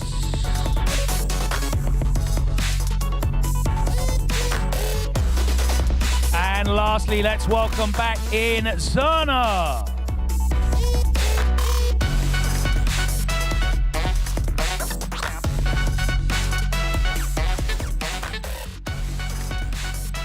Right, guys. In this fixture last time round, Shivs, a fantastic performance from you that really shocked us all, that, you know, you brought out the Manon and got the result there. This time you're from the home side, so you don't have that same pressure on you, but you're going to be looking to bring your team to victory tonight, certainly. All I can do is try my best and give it my all. All right. In terms of working on the strategy here, there's so much knowledge between the two squads, so much experience playing against each other, training with each other. Is that going to help you tonight? Well, I guess we'll have to see. I'm hoping so, but it works both ways. So either we're going to be super ready for them and it will look good for us, or they'll be super ready for us and it'll look good for them. Hopefully the matchup is the one that looks good and we're all entertained. I know, Joker, every time you step up, you're ready for business. You are a man that puts a lot of time and effort into preparing. You got the book with you as well. We're not allowed to see inside there, though, are we? No, most certainly can't. Hidden secrets. Any names written in there ready to be crossed out later? Yes, most certainly, no, definitely. So I'm gonna let the game, do the talking again. This one. All right. Last time round, you obviously weren't able to get the result, but tonight it's really important. You got your sights set firmly on Wolves in that 4th spot. You're looking to run up a big score from that home side, aren't you? Definitely looking to do a little home run, you know what I mean? Take it away for the team. Yeah, and get us just keep it going. I love the support, so let's do this for everyone as well. There definitely has been a lot of support. Reason always gets, so much support from the viewers at home. A well-loved team here on Street Fighter League Europe. Looking forward to you guys performing tonight. If you want to take yourselves to that home stand, and we'll get straight into it, straight down to business. Of course, Wolves have to submit their player and character lineup because that is the advantage of playing from the home side. You get to counter pick. It is a big advantage. Not every team has been able to take the most of it, though. We'll see whether if Reason can do so and start bringing and clawing back that points deficit between them and 4th place, which Wolves currently hold. Let's find out what the Wolves roster looks like. Let's go over to Damascus and Yipes on the desk. Let's go the important match for this 4th place. We're about to get that lineup. Do you think that lineup will be busting, Yipes? Well, let's see the lineup here. Okay, so they're sending up Alfin for the Vanguard position. Shaxx in 2nd and Akainu 3rd. I actually appreciate that Akainu's always taking the anchor position only because Guile just does so solid against the whole character spread of the game. So and especially Reason's characters, man. Because see, Jury. Right. Will Xana want to play this? I don't know. Bolstrike and Jamie? I don't know either. That already kind of eliminates 2 of the 4 players. On this, it might be time for Joker Jokes to step up on the anchor role. But, the first one is Alfen, and Alfen is the guy who is looking like he's finally hitting his stride. He's playing at the level we know he got. We've seen him in World Warriors, in events, and Logan is with Alfen on the main stage to find out who his opponent is. All right, so aside from switching the 10-point games, which are essentially the same thing anyway, exactly the same lineup that you played last time against Reason from the home side. So what's the thoughts behind this? Just if it worked last time, it'll work this time? We think that 2 Camis against their lineup is actually very good because they have pretty bad matchups against us, like 2 Juries is not that good. We know that Shivs can play Melon, but we're more ready for it now. So that's why we picked 2 Camis, and having a Kainu in the last spot is very comfortable. Yeah, of course, Akainu got the win against Zerna last time round. Are you expecting Reason to change their lineup this time round? Yes, of course. We are expecting them to change a bit. All right, let's find out who it is that you're going to be playing first. Of course, last time it was Shivs. Let's see who Reason send up for game number 1. Okay. All right, Shivs, can you please confirm your character and classic or modern? Classic Manon. Hey, we're getting the run back. I love it. Right. More of the same as last time? Hopefully. I'm going to try to replicate as much as I can, but I'm sure Alfin will be a lot more ready now, and I respect him a lot as a player, so I know he will adapt, and we will see how the second. He doesn't think that the same thing's going to happen again. How do you feel about that? I mean, look, I'm someone who just plays, and I don't try to talk too much. If I can avoid it, we'll see how it goes. I've already seen you being incredibly polite and respectful in your engagements as of late, so I know you're not going to be hyping up the match too much, but the Manon pick was sensational last time round. You were able to leverage the extended range on the ground, and he wasn't really able to make you feel uncomfortable with the aerial approach. Is that something you're going to be more considerate of this time? To be honest, I think the strategy last time was not many people knew I still played Manon, and I think it did catch him off guard. I don't know how much experience he has in the matchup because I don't think there's very many European Manon players to practice with. I know there are a couple really good ones as well, but I don't know, again, how much experience he has in the matchup. And you definitely don't play in a similar style as them anyway? Not that I've seen. I don't really watch most of the Manons. I only watch IDOM. All right, well, let's see if you can also take your team to Capcom Cup. That's a potential thing. If you want to wish each other good luck, we'll get into player match number 1. Wolves sending forward Alphen first on the Cami. And Reason, they're running it back with Shivs on the Manon. Damascus and Yipes. We've got a run back. How'd you feel about that? I'm always up for a good run back. So it's Manon Manon? Manon. Manon. So Yeah. you don't say the N at all. Yeah, you don't say the N. So Manon. Yeah, the N. right, right. Yeah, we don't say the N. We don't like, you know, the last letters. In French, randomly, the last letters we don't say because, well, you know, whatever. We're gonna have some Manon indeed. It's time for the French lesson, guys, as Shivs is looking to replicate what he did in the first leg, but it is an entirely different moment right now. First, Shivs has built up on a couple more wins, but also Alphen has finally found, you know, his stride. He hit his stride in this tournament, and he's looking to continue. And obviously for Alphen, he definitely wants to win this and fix the timeline. Well, I like that. Fix the timeline or keep the timeline correct in this case, right? Because they have to just stay solid throughout this whole course because they are in the lead on the 4th seed. However, if Reason Gaming pulls out, I think, a 40 bomb, I think they do take the lead or just that close. I'm not too sure. If a 40-0 would swap it, but obviously that's about to be a disputed one because Wolves want to keep their 4th place safe. Huge spot for the players up for grabs, and players are getting ready. Alphen versus Shivs as a first match. Let's go Wolves. I mean, they slacked yesterday, but it's not their fault. I mean, they had to deal with some serious killers, right? So that was pretty much like their day off to not get points. So this is when it matters the most. A 10 bomb is good. I've been preaching this all day with Shivs, to be very honest with you. I like the explosive nature of Manon, what you could cause in terms of opening somebody up. I mean, everybody, you know, has human error in them, in their DNA, and that's a character that exposes that a lot. So I've been preaching that the whole time, especially for a 10-point bomb character. I agree. Now, Alphen definitely has what it takes to keep at bay. Shivs did win the first meetup, so let's see if Alphen adapts accordingly. Like that the morale is a little more up on the squad. Bow Strike scores a big victory yesterday with swag. And Jokes look like he's just kicking back on the bench, taking some notes. I think I didn't catch that. I do watch a fair amount of cartoons myself. I think that's the safest way to put it on the product. But here we go. Opening game of time for these individuals here, these combatants, these killers, who all they want to do is play Street Fighter 6. There's a lot on the line, of course. Yep. It makes sense. Shiv is checking with the admin. Looks like there is a slight headset.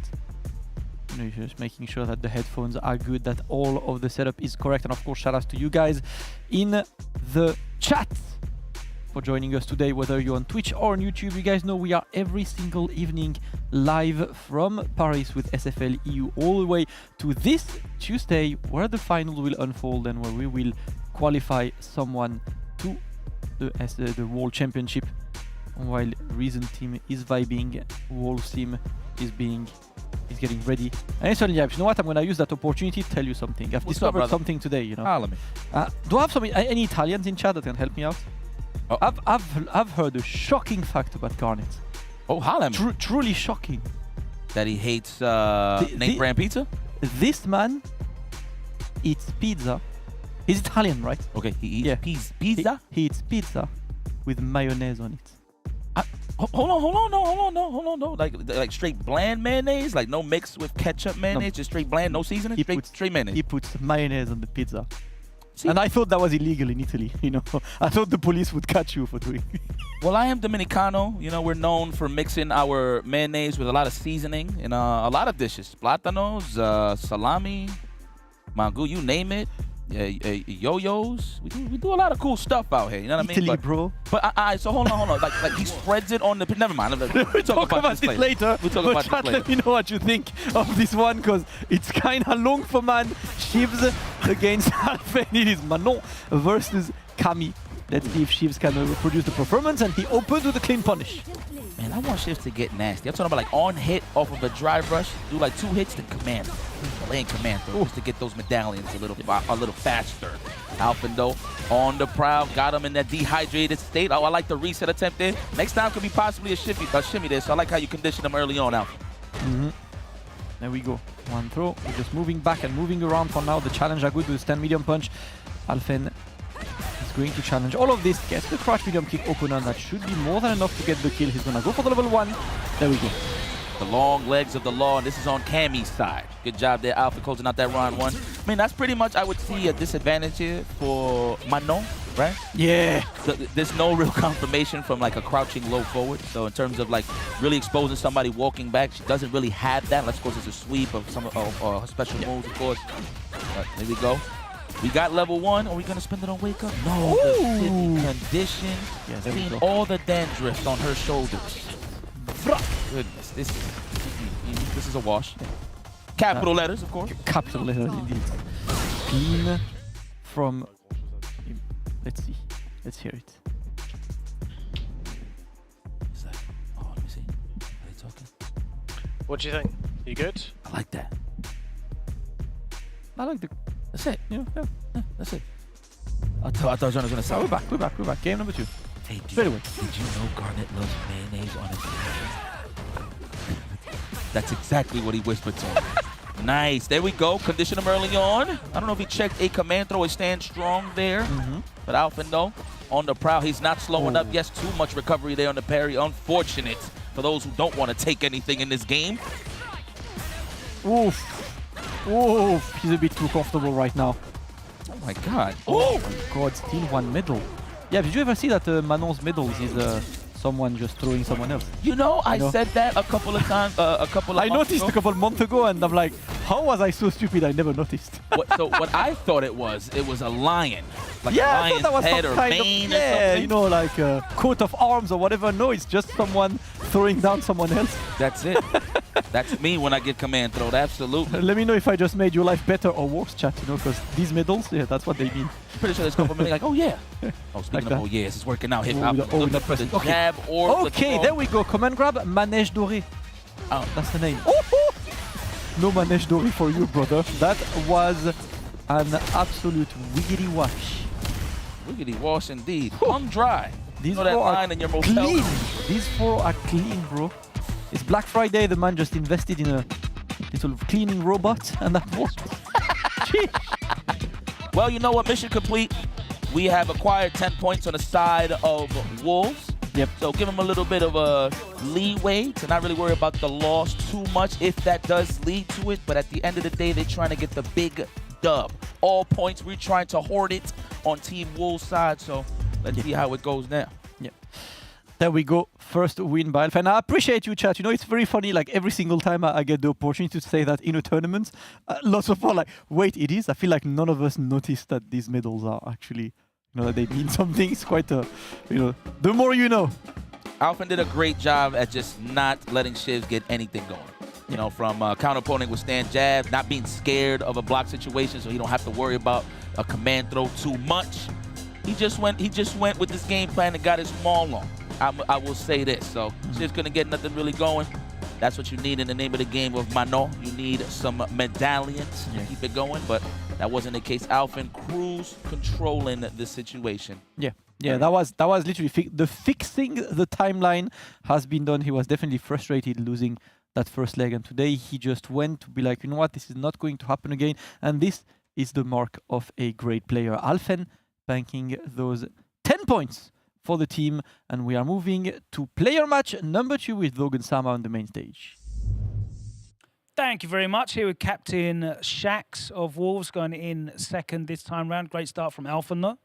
Yeah, Alphen played super confident. He practiced earlier with some Manons online, so yeah, he was shocked on the matchup today. Not caught off guard this time by the character pick. Yeah, no, he said going into this match, he was expecting Shiv to play him, so he was kind of prepping quite a lot. So yeah, we were confident. Yeah, and he's been in good form recently, actually getting those results in, and the confidence like builds on itself like a snowball, doesn't it? Yeah, I mean, all of his sets in overall so far have been super close, so it's just a matter of him being able to close it out today, and he done it, and he done the job for us. All right, that momentum has started for you guys as well. You're looking to put up a big score to try and cement that playoff position. Now the responsibility falls on yourself. Yeah, no, I'm up now, second match. I'm not quite sure who I'm expecting here, so let's just wait and see. All right, let's find out who Reason will be sending up. And it is going to be Zerna. So if you could confirm your character and control type, please. I'm going to be playing Jury on classic controls. Okay, so last time round, you went up against the Kainu. That one didn't work out for you. Looking for the Kami matchup here. Again, not the easiest matchup for Jury either. So what's the thinking behind this choice? Well, I've been playing against Kami so much recently. I mean, she's basically just a plague in Europe. She's everywhere. So I have a lot of matchup experience, and I know I've played against Shax before, and he's really, really strong. but I'm gonna try my best. That's fair enough. Are you coming into this with confidence, though? I mean, you said you've played it a lot. She's a bit of a play. You're going to try your best, but you need the killer instinct. Where's that? I'm going to try my best. You are not sounding like the Rizzler today, man. Come on. We need to get locked in. Are you locked in? I'm locked in. Get locked in. Should I take my shoes off like Noah? Yes. Get locked in. There we go. Serious business. All right, if you guys want to wish each other good luck, Shax is not taking those brand new Air Forces off for anybody, and these off-white Nikes are staying on as well. Right, let's head over to the commentary desk if we can revive Damascus, because he looks like he's bent over, corpsing. Shax with the Cami, counter pick against Zerna with the Jury. They're getting the pairings that they want so far. Let's see if it works out for Wolves. I was that close to saying like most normal Xerna interview, and then Logan unlocked it, you know. Shout out to Xerna, of course, jumping on to face the European demon that is Cami. We see Cami in every single bracket whenever you play online in Europe. Of course, shout out to Hurricane. When she goes from home, you know, one of the very best around. Shax representing, and Xerna is the one looking to get points for Team Reason after Alphen had a very, very strong start. A plague, huh? So that means you're the antidote? Zerna, can we fend off against Shax? Shax, I'm very impressed with his gameplay. And you know what I like about Shax too? He's gotten a lot more comfortable on camera as well. Like I've seen his like past stuff and stuff, and there's nothing wrong with that if you want to be, you know, chill and laid back, you know. But I like his confidence a lot more, so that translates into his gameplay as well. Yeah. So we'll see. I like how Wolves pretty much pulled out the Jury gameplay. That way, I mean, it is the smart choice considering that Jury doesn't do that well against Guile. So I see the strategy here to put Akanu back in the anchor position. Let's see how this plays out. Jury, big buttons, damage, Feng Shui engine on standby. I like how Zerna sets it up. He'll do a stand fierce, always confirm into level 2 to shenanigans. We'll see. The question is, how are you going to stop the consistent shallow dive kicks from Shax? I mean, it doesn't do it too much considering that Zerna has great anti-air potential. Yeah. Seen a lot of cross cuts and all that. Guys, come on. Oh, okay. We open with the Hooligan, and that works as well, so that's all right. Shax looking to play a shimmy game, but unfortunately going for the autopilot stand fierce. That was whiffed and punished by Zerna. Yes. Forever hit. No. Woo! That is a whiff punish. We were just talking about that. That was the tech tip of the day. We heard the shotgun sounds. Pouch!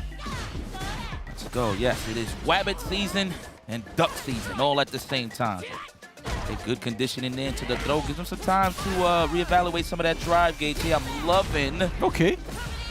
I was taking advantage of the situation here, trying to land a cross up. Okay, confident with the anti-air. Usually you don't press something that whips, right? Yep, an excellent management of that burnout moment for Shax. He's back with full drive, and Zerna is trying to get in, but so far he's just roaming around the stage, gets the throw at least to keep some kind of drive gauge, trying to move forward, gets cleanly with punished, and listen, Shax is on a clinic, playing clean, far away from his opponent, exactly where he needs to be. He's just always at the right spot, huh? There's the anti-air we were talking about highlighting. That was pretty nice. We do have cash to spend, so I don't know if he's going to look for early activation once he lands his next hit, whether it be drive, rush, or straight raw to stand fierce. Good confirmation there from Shax. Looking for that wake-up parry. No dice, Zerna, good defense. All right, nice. Gets the opening, and now it's going to be in the corner. Shax trying to escape the situation, but he's in burnout. If Zerna feels the need to activate that level 2, that could be extremely hard to deal with, but he decides to go without. You go condition. You're comfortable for a reason in them jammies. It's not that bad. You can take a couple of more throws. Wow. Okay, what a catch. Don't panic and watch your legs, because that is what's going to end it and close it out. Is that enough? No. Didn't let him land. I think he was still heavily scaled, though, so maybe would have survived. Shax might back up here just so he could let the drive gauge come back a little bit. But one confirm will close it out for him. Yep. They're both looking, and the parry is going to get sniped. Zerna remains calm, takes the round. Very, very close there. Yeah, no, not in the back pocket. Should have stayed neutral there and just absorbed some of that. The roundhouse. Nice and round. It's cold in there. Conditioning early on with the throw, looking for the counter hit, looking for the tech, the overhead, the sneaky stuff. 2 more hits, or 1 more depending. He's not going for level 3 just yet. Shax wants to build on the momentum to send the opponent to the corner. The jump, another perfect parry, but this time a bit too hard to punish this with the crouch fierce. Maybe stand jab was the solution. Zerna answers in kind. He was probably scared of the air reset situation. Oh! With the laser. Oh, he's in his head. He's sitting comfortably. Got the sofa, got the snacks. That's it. That's what it was. Uh-oh. What do we got? We got water. No, it's not water. It's from the UK. It's water. Water? Oh, yeah, oh, water. Okay. Yeah, water. That's right. Is too on point. His DP are too on point. I think. Just play on the ground, you're better. Yes. Like I did. You play on the ground, you're better, man. He will follow. Yes. I notice he jump a lot. Cool and relaxed and calm as well, so that's sweet, man. I'm chilling. You're looking like yourself when we play you, man, in the sets, okay? Yeah, Just keep it up, keep it up, bro. In this matchup, man. Thank He you, played guys. it loads this week. Quality. Let's go. Do you think? Yeah, it is. And see, that's all you want as a teammate, right? To see them play at the best of their abilities, regardless of the end result. Yeah. You know what I'm saying? Like, you play casuals all day, you see how strong they are. Man, you're pretty good. And you see them in the gameplay in here, you're like, you're a little slacky. Yeah, but it's all right. Oh, went for the overhead. Looking for the technical from Shax, but we got buttons this time around. Get that throw. Yep. No, do it again. Do it again. You know what? Yeah. 3 times the charm. They all worked. Zerna still gets the tech on this one, trying to go for the overhead. Another anti-jump throw, because still Shax likes to perfect parry those jump-ins. But this time Shax not... Oh, buffer issues. Unfortunate. Okay.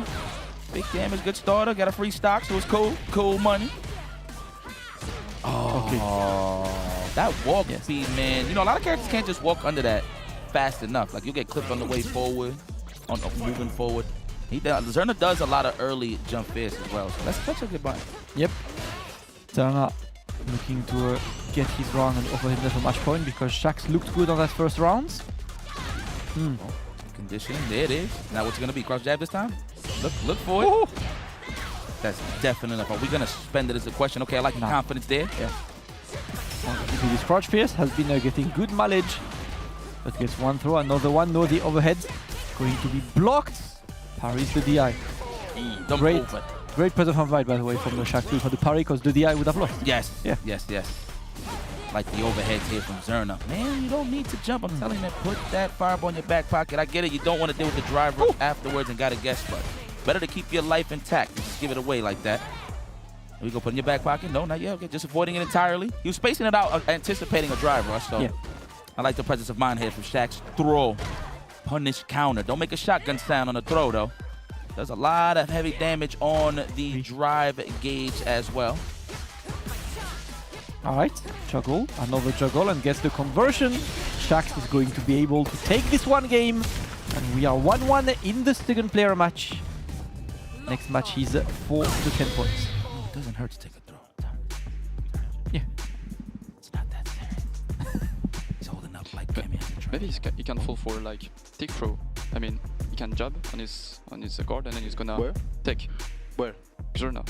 Like, I think Shax, if he does, like, if you go put headset.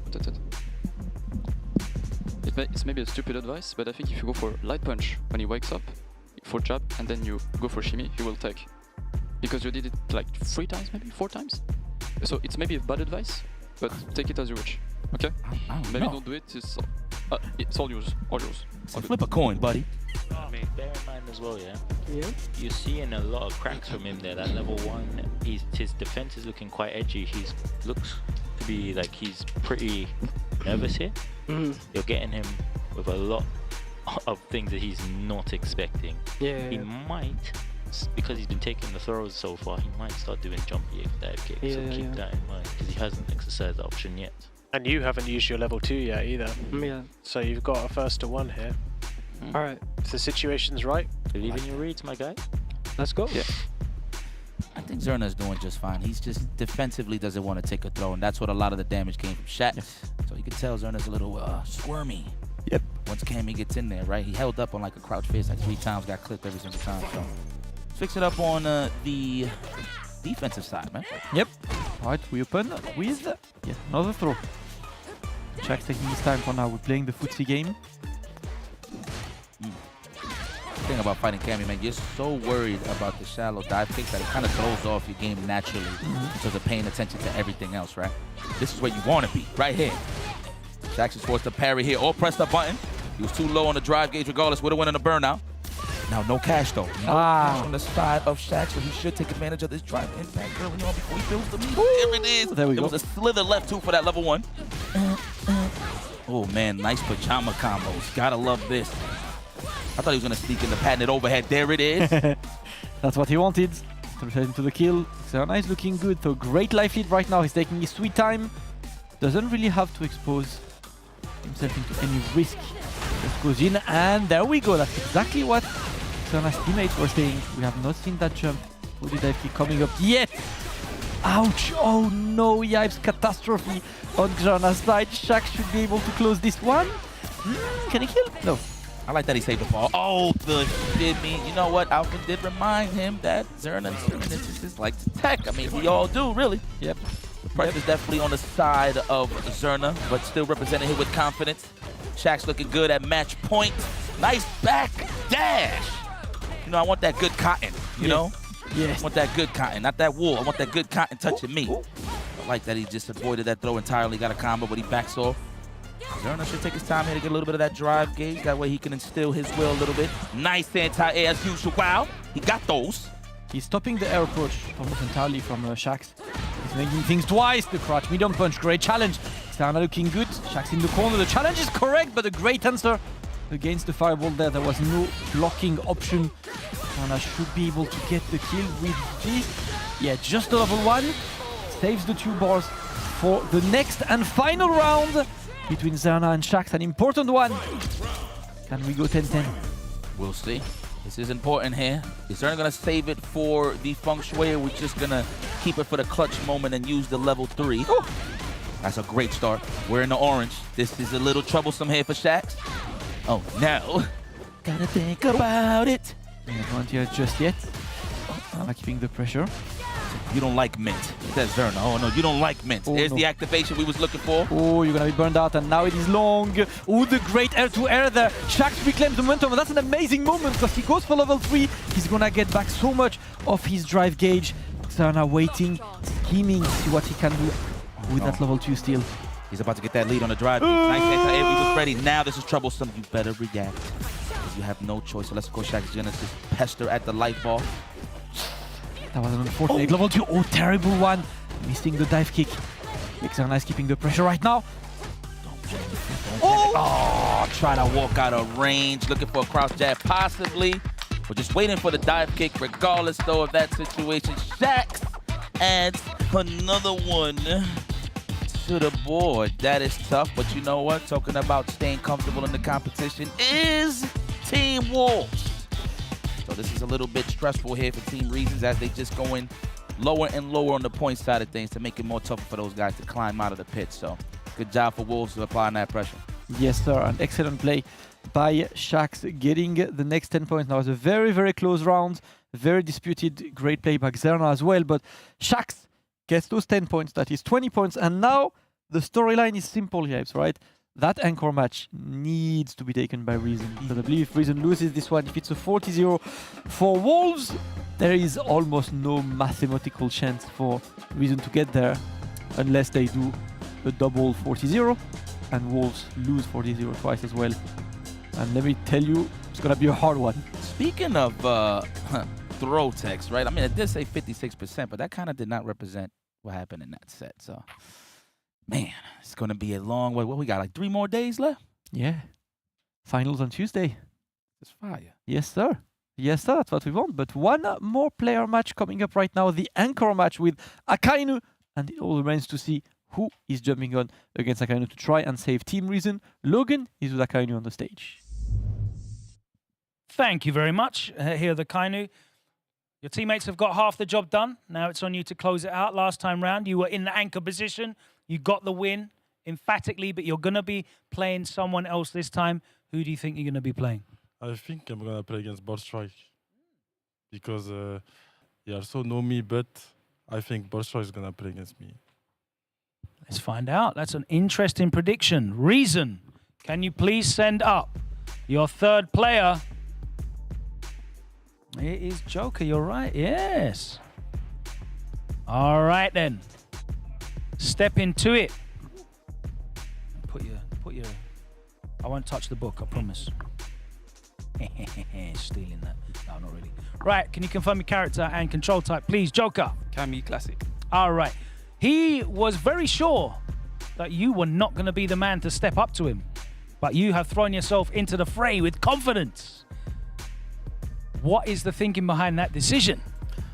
It's literally going to be a case of challenging all the girls that I've played, you know, so shouts to everyone. And yeah, giving it my all from that. You know, again, Guile is a great character and he's got a cameo on his team, so it is a courageous thing, I think.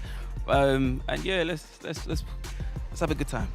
I mean, not to put extra pressure on you, but theoretically, if not mathematically, you are playing for your survival right now. Because if you lose this set, you would literally need Wolves to go 40-0 twice, and you would have to win 40-0 twice. And you've got to play what, Nip still? Aegis, Mouse and Aegis, okay. 40-0 against Mouse and Aegis. How's that news feeling on your shoulders? Got some broad shoulders there. Appreciate. Yeah, a lot of pressure, you know. However, I've been in this game for a while now, so the pressure isn't going to get to me. I'm going to do what I need to do and give it my all, you know. Shout outs to all my teammates that went before. That's the mentality. We're giving it our all, so, you know, I'm sticking to it. All right, let's have some good games. If you're going to wish each other good luck for this. Our deciding match, potentially. Not for this, because it could be a draw, but it could be a deciding match for Reasons Season. Let's throw over to Yipes and Damascus on the desk, Akainu on the Guile, Joker Jokes on the Cammy. It's player match number 3. Let's get it underway. All pun intended there. I see you, Logan. But listen, I had a little intel before the match. I actually kind of knew Joker Jokes was going to step up to the plate due to the fact that I've been thirsty to play Street Fighter all week. So when I do go to their green room and I see that they're in their own stations, I see that they're playing online, I go look over on the Team Reason side, and he's practicing up against Lynx. Linz, yeah. Linz. Is it Lynx or Linz? Linz. Linz. Sorry, pardon me. I couldn't see the CFN properly. But yes, so he was already getting prepared for this matchup. So yeah, man. I mean, I kind of just pointed out that these guys play a lot. I assume that these guys just see each other a lot on the MR Goblin streets. Obviously, you know. So this is gonna be interesting. I mean, that is online, but this is live. Things are a little different here. The oxygen's a little different. You know. Hell, you ain't got no place to go if you got to take a deuce. You actually do. I'm just being dramatic. Okay. But and speaking of deuce, they are trying to take a crap on each other here. This is a 20-point game, and this is what matters the most here. Now, let's see if Reason could pull this, because they desperately need these points in order to stay in those clutches to get into the 4th seed. So, I mean, at this point, everybody that's going to go up against Wolves is Reason's best friends, right? In this case.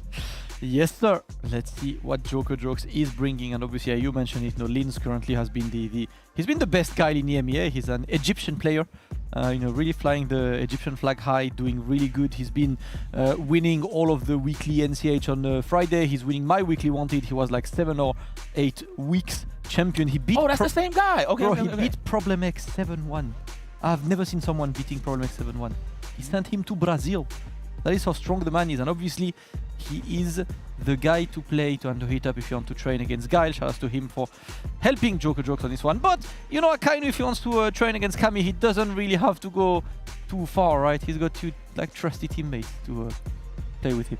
Man, shout out to everybody in the EU putting in work to showcase the talent, man. First time I really seen Juicy Joe was on Wanted, you know what I'm saying? And just all the talent. So credit to you, Damascus, man. Yeah, shout out to the players, man. You know, I run my weekly every Monday. If you guys on the chat want to join, you know, my channel every Monday, we play 1st to 7s, we play long sets, we play ladders. You can enter, and there are plenty. You know, if you're on the European side in the chat, just know that there is pretty much 1 event per day to enter. So, seriously, you know, obviously we all have different commitments during the week. You can't play every single day. Maybe, you know, I run my bracket Monday. Maybe Monday is, I don't know, you have something else to do. You go to training, you go to a date, you do other stuff, you know.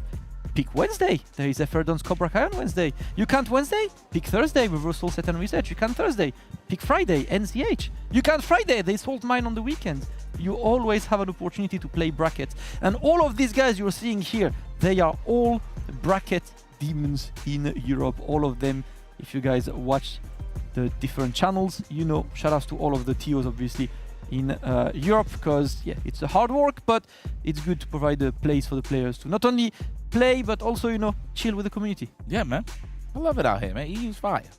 I see the talent.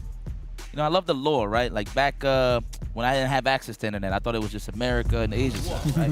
That's the growth of the FGC, man. Notice everybody else that's been a part of the mix. So glad that I'm getting very acquainted with the EU side of things. That's the Pokédex, if you will, putting all the regions and players, you know what I mean, in the book. But speaking of players, Joker Jokes like Kanu getting busy out here. Who's gonna stand on business for these 20 points? We'll find out 3 out of 5 action. I like how Joker Jokes play, man. Methodical. He got setups that I don't really see a lot of camis do in terms of conditioning, forcing the wake up into a parry scenario. And that's when he chooses the wheel of the mix-up to see how he's going to open them up. Whoa, that looked like a cross-up low-key. I don't know. I'm not too sure if he tried to walk under. I mean, he still was crouching, so maybe a late crouch fizz. Who knows? So far, Joker Jokes is playing excellent, putting Akainu into the corner. Ooh, that was an interesting wake-up option by Akainu, and it perfectly worked as well to snipe the delayed shimmy there from Joker Jokes. Akainu forced to be in the corner right now. Pick a choice. The parry is correct. That's it. You don't have to play parkour too much. If anything, just gather a lot of resources and meter for the next round. So just take your time. Let the drive gauge heal. Uh-oh. He's getting a little antsy here to close out. He sees Akainu in the yellow. Oh no, Akainu will be in the aggressor. I like that. Sonic Boom Drivers is going to do it again. No, he's going to condition him first. There it is. Pressure. He's almost home. Feel like he's gonna start sneaking in those overheads very soon. Yes. Okay. Oh, huge scaling due to opening with lights, but the level 1 is still going to kill there. Joker Jokes takes a clean round. Let's go. Let's go. Man is his own barber. It's Guile. Let's go. Oh, I thought that was a whiff punish attempt there. Doesn't happen just yet. Let's see. Great challenge there. Now we back around. He's looking for that space for the shallow dive kick, but it's like the perfect opportunity to kind of do it. The best way to snipe it out in terms of you want to mount offense is just keep an eye on Guile if he's ducking or not, right? So there's a lot of walk back situations here for Akainu, but he got that cocked and ready on the flash kick, and we got buttons. Nice. Oh, the preemptive jump. And you know what? Joker Jokes has been very active, right? Either jump or spin knuckle. He wants to stop Akainu from throwing fireballs. So far, he's done all right. Nice suplex. That is German. We'll always love that move. Oh, the punish counter, the tech tip. Clean. It's getting represented here. There's the overhead, but good block from Joker Jokes. Ain't nothing funny here. I'm looking for a flash kick there or a possible air throw attempt from Akainu just to try to mount some offense. Hard read on the Sonic Boom with the jump fizz, but he got out of there. Is he gonna back off? No? He's gonna mount offense? He smells it. He knows he could put him in that dehydrated state known as the burn out the air to air. Now we in that chip zone. Oh, we gonna do it. Oh, he could have committed it to something. 18 seconds on the clock. Unfortunate. Bonk! Bonk time. Akainu taking the round, and this is the match we expected to see between players who are both very methodical, very slow and steady. We are going to have long and drawn-out rounds while these 2 gauges over. Use those on-hit frames just to put him in, keep him in place and go for the overhead. That was a sneaky. There you go. Throw him, condition him early. That was a meaty throw too. He could have reacted with a DP if he really wanted to. What are we looking for here? Advancing almost. Yes, the weak punishment. That's what. Oh, bah! This one hurts. This one extra hurts. This one like hurts your feeling. It hurts your ego. Oh! The skid mark left on Cammy. White space. Gotta click with that low forward. You gotta watch out. That overhead will be represented next sequence from Akainu, I promise. Nice. Crouch feed. Okay. I like the jab better. Probably would have recovered in time if he did do the crouch feed. Plus, 1 throw. This time is a critical moment right now. Now he's too scared, and you know what? The OD flash kick is going to work. Akainu takes game number 1. He's like, did I write his name in the book? I forgot. Oh, what's a lot? Salty punch. Te casse pas la tête. Balance des pokés et tout. Il sait pas où finish. Akainu was looking at himself at the monitor in the front. I do that too. Trying to make sure I look smooth. Première game, c'est bon. I see you, my boy. Now you go get it. You look comfortable. That's right. We don't need no subtitles here. We know what's up. Yeah. They're just yapping, but in French. Il sait pas où finish, tu t'en fous. They're doing le yapping, if you will. Non, tu devrais pas. Tu Man, T1000 out here, boy. Let's go.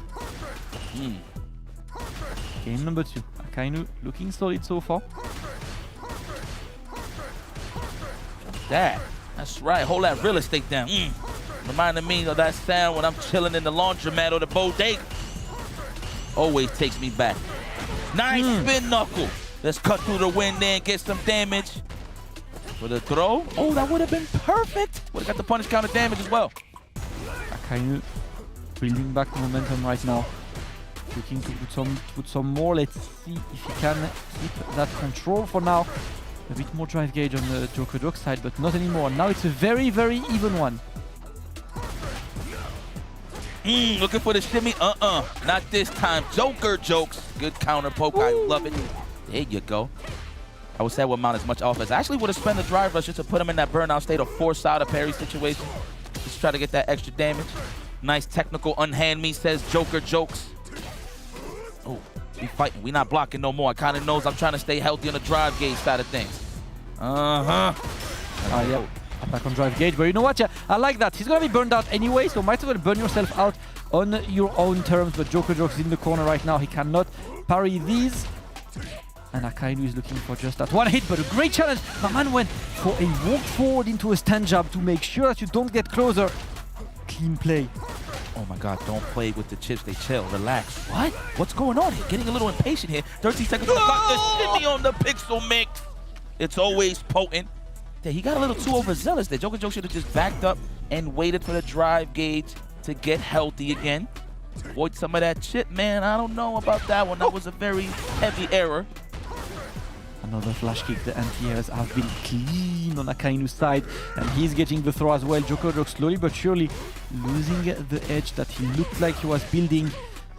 Into the corner he is. And Akainu now with the pressure. Joker looking for the perfect parry, but it's not gonna work this time. Okay. It's gonna be, I feel like Joker's even a little bit of Genki down my head. Oh, nice. Reset comeback. Reset. Reset occurs is when you uncombo a combo. Gotta text it. What's the problem, Akainu?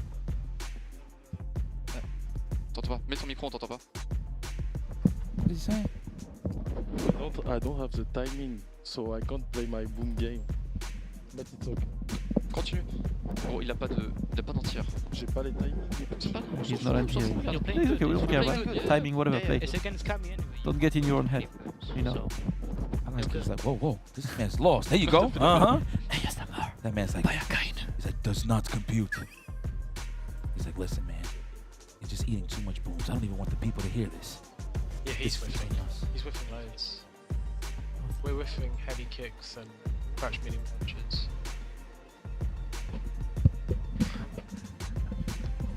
Your navigation of booms is good.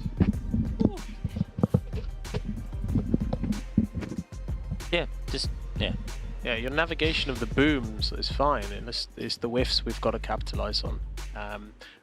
Other than that, it's all good. No, I like the emotions here. My man's still thinking about that match right now, yeah, currently. Comfortable, man. He's not even here. Let's go. Je continue de te parler. This is the French T1000, bro. Get busy. He said my boom game ain't working. Fear not. I got ashy knuckles for you. Because he's fighting the beast. Akainu's Right. the red dog. See, they're just gassing him up now. He's got the red dog. T1000. Ouais, c'est vrai qu'il a un peu de mal là. You seen that? That was Mad Robot. Yo, you think I'm playing? This guy, yo, I'm telling you. There's an exoskeleton under that man. De toute façon, essaie plus de check. C'est ce qu'il fait, parce que là, il fait que de la merde, tu vois. Just like try to keep the translation PG friendly. You know. Check him because he's doing some beep. Yeah, he's trying to just be to my neutral. Try to check him more. Oh, there was some explicit stuff there. Yeah, there was some beep like that. Yeah, I don't know if you heard. Like he said beep and then beep. Okay, right on. What I need Joker Jokes more to do is condition them with throws. I think he's doing a little too much like delayed jabs and stuff like that. You gotta condition them, man. Try to force the walk back. Get them scared of the trolls. That way you can throw more low forwards out there in the midst of your offense. Early shimmy represented there. That's not good. Oh man, the 5-knuckle shuffle right on the dome piece. More suplex. Oh! So far it's looking clean for Akainu. Joker is struggling, man, and I like the fact that Akainu is just grabbing that momentum. He sees that he got the upper hand on Joker, and he's not gonna try and let that momentum run away. Whole game looks proper to me. You're getting the job done, and they're all perfects too. Kurt Hennig would be so proud of you. Let's go.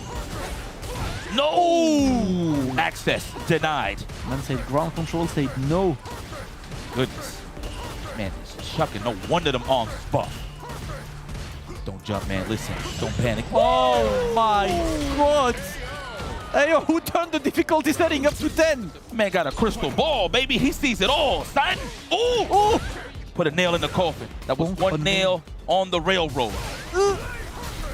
Lord have mercy.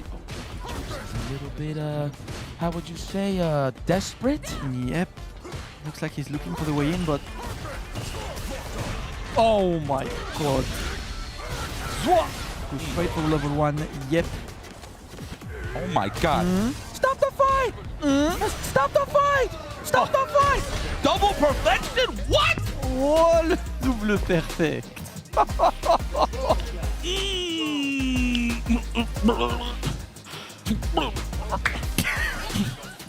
Team Wolves. My goodness, that was nasty gameplay there, Aikainu. I don't know if that was a psych out. He's talking about, yeah, I can't play my boom game. You could have fooled us because you're looking fantastic out there. Team Wolves completes the sweep. Damn. 40 bomb. No deaths. There we go. There we go. Double perfect to close this one. Akainu was looking immaculate today, and that's the level we expect him to see at. Unfortunate for Joker, it looks like he started strong, but once Akainu got his number, that was done. I mean, what's to analyze here? I mean, to be honest with you, it's just Joker Joe's couldn't get the party started, man. I mean, first round, he was looking good. Yeah. But in terms of getting comfortable throughout the set, I mean, I kind of did put it out there that I'm very familiar with this man's gameplay. I mean, it was a good call from Team Reasons to put out the Cammy for Guile. I mean, I don't know exactly how it looks on the Jamie matchup against Guile, so give credit to the captain. You know, he had the right game plan, but who did not execute was Joker Jokes. And at the end of the day, Aikainu got the big W. Well-deserved Team Wolves staying comfortable in that 4th seed on the way to the playoffs. Yep, clean play. Akainu has been delivering as an anchor, and that's what Wolves need, right? More players who are playing at their best right now. They're all hitting their stride. Great moment for them. And what Logan is with them. Logan, how is it with the Wolfpack? Obviously, a huge result for Wolves when it comes to how their season is looking now, and realistically, mathematically, you guys have to be feeling comfortable. Yeah, no, 40 points was the best we could, get actually. So we really needed this. I think this kind of solidifies our spot in the playoffs, potentially. But yeah, we're just going to try and stay hungry, keep motivated, because we still have a home game tomorrow against Guild. So we're going to try and get 40 there as well, hopefully. Yeah, I definitely agree with that in terms of making sure that you stay in the right mindset, because even if things are closed out and you are guaranteed that spot, you don't want to be going into the finals with your foot off the accelerator, right? Yeah, I mean, my game versus Zerno was quite shaky. There was a few drops on my side, so I feel like I got a bit lucky with that. He played amazing, and all of my teammates actually played really good today. We prepped really hard for this team. We know each other really well. We play a lot of each other online, weeklies, even offline as well. So, yeah, I feel like it could have gone either way today, to be honest, but we were prepared. Yeah, it was a brutal scoreline in the end, the 40 points. Alphen, you came prepared, though, for the Shiv's counter. I was very ready because I rewatched my last game against him in the first leg, so I was really prepared for it, and I know what were all his weaknesses, so I was very, very ready. You've been putting the work in as well, practicing and training with other Manon players online as well?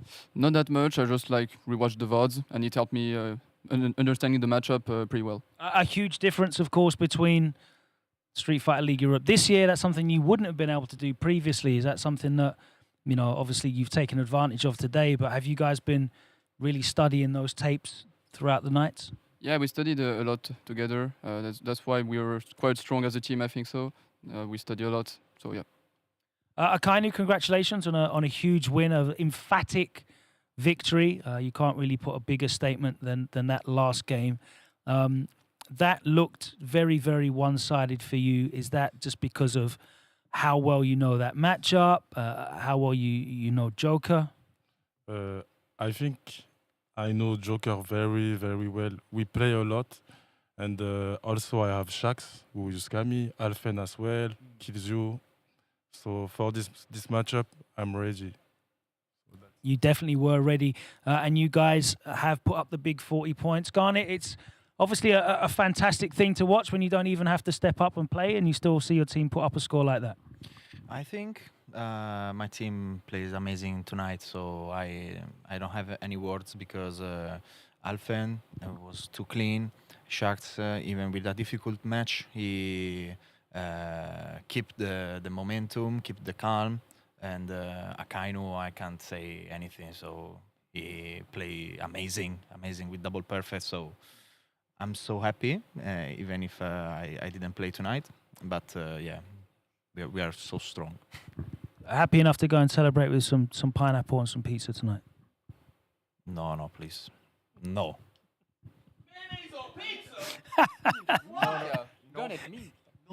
Garnet. No, ban. No pineapple on pizza, please. No? No, hell no. But mayonnaise is okay. Who tell you this?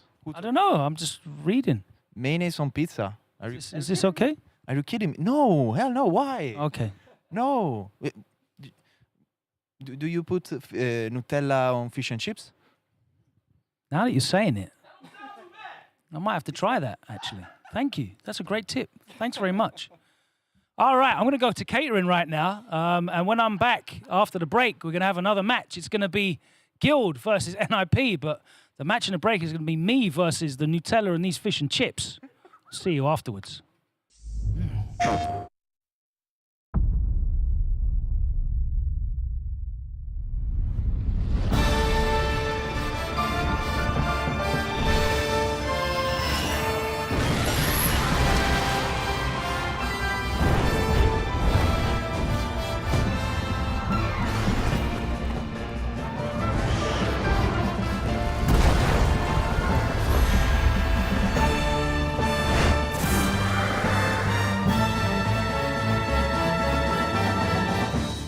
Our world is not headed for disaster, as you say. The Exalted One's awakening is simply the first step towards the birth of a brand new world. Everything will be destroyed to be born anew. We're going to finish the work that Red started. We won't let you awaken it. I get it that you want to protect Ratha. But all you're doing is making him suffer. Ratha here is the one paying the price for your selfish obsession with the Nergigante. Let's go, Rathi! Fire! It may be impossible to save the world without Ratha's help.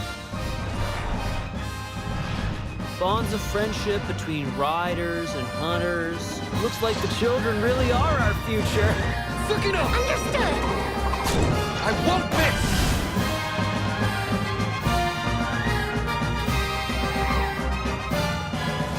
Put our kinship to the test! This is where it all ends.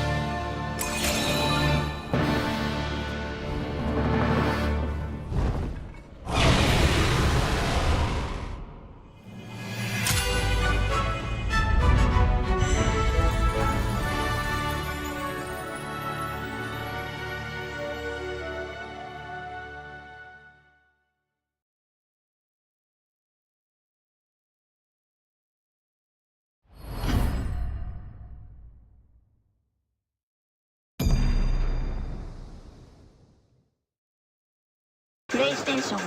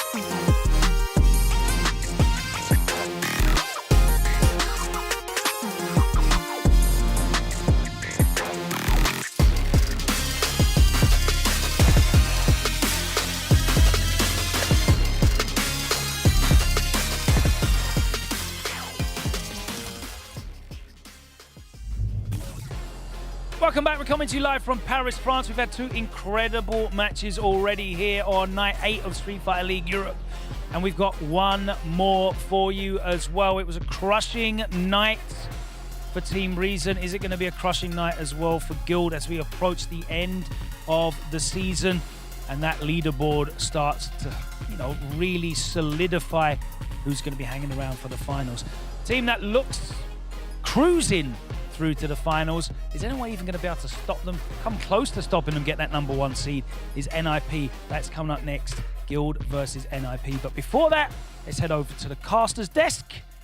Yipes and Jammers, I believe they've got another tech tip for us. I need more tech tips to see who's going to deal with NIP, to be very honest with you. But to learn the basics and a little bit of the fundamentally sound things of a Street Fighter 6 Jammers, I want to guess right now, but you know what surprised me? You can, but this word's actually very suiting or very fitting for NIP. We're going to talk about invincibility because this team is definitely invincible in Street Fighter League Europe. Ladies and gentlemen, invincibility is basically a property in not only Street Fighter, but in fighting games in general. It basically means you're invincible. Nothing can touch you for a certain period of time. Now, in fighting games, there are different types of invincibility. Projectile invincibility, which means that you're immune to projectiles for a certain amount of frames. There could be strike invincibility. You're invincible to physical hits. There could be throw invincibility.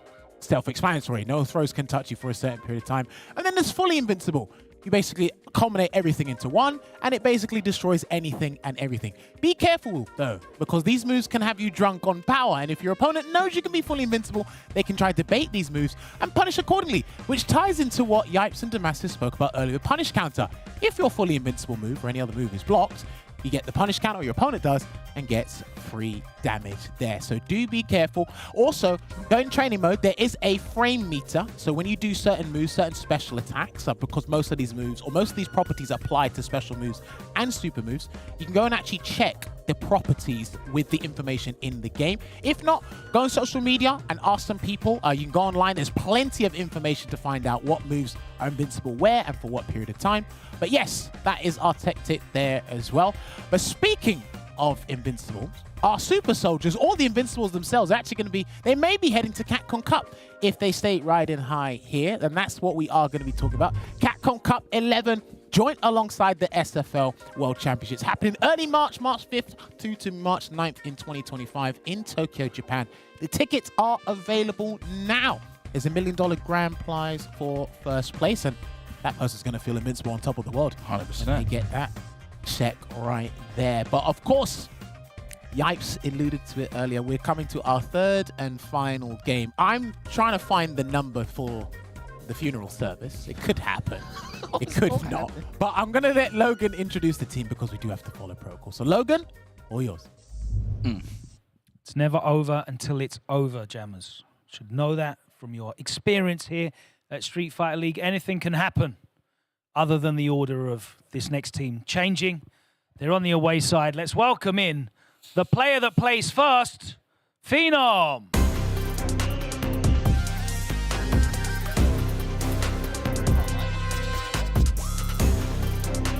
Next, let's welcome the player that plays third. It's Angry Bird. It rhymes. Look at that.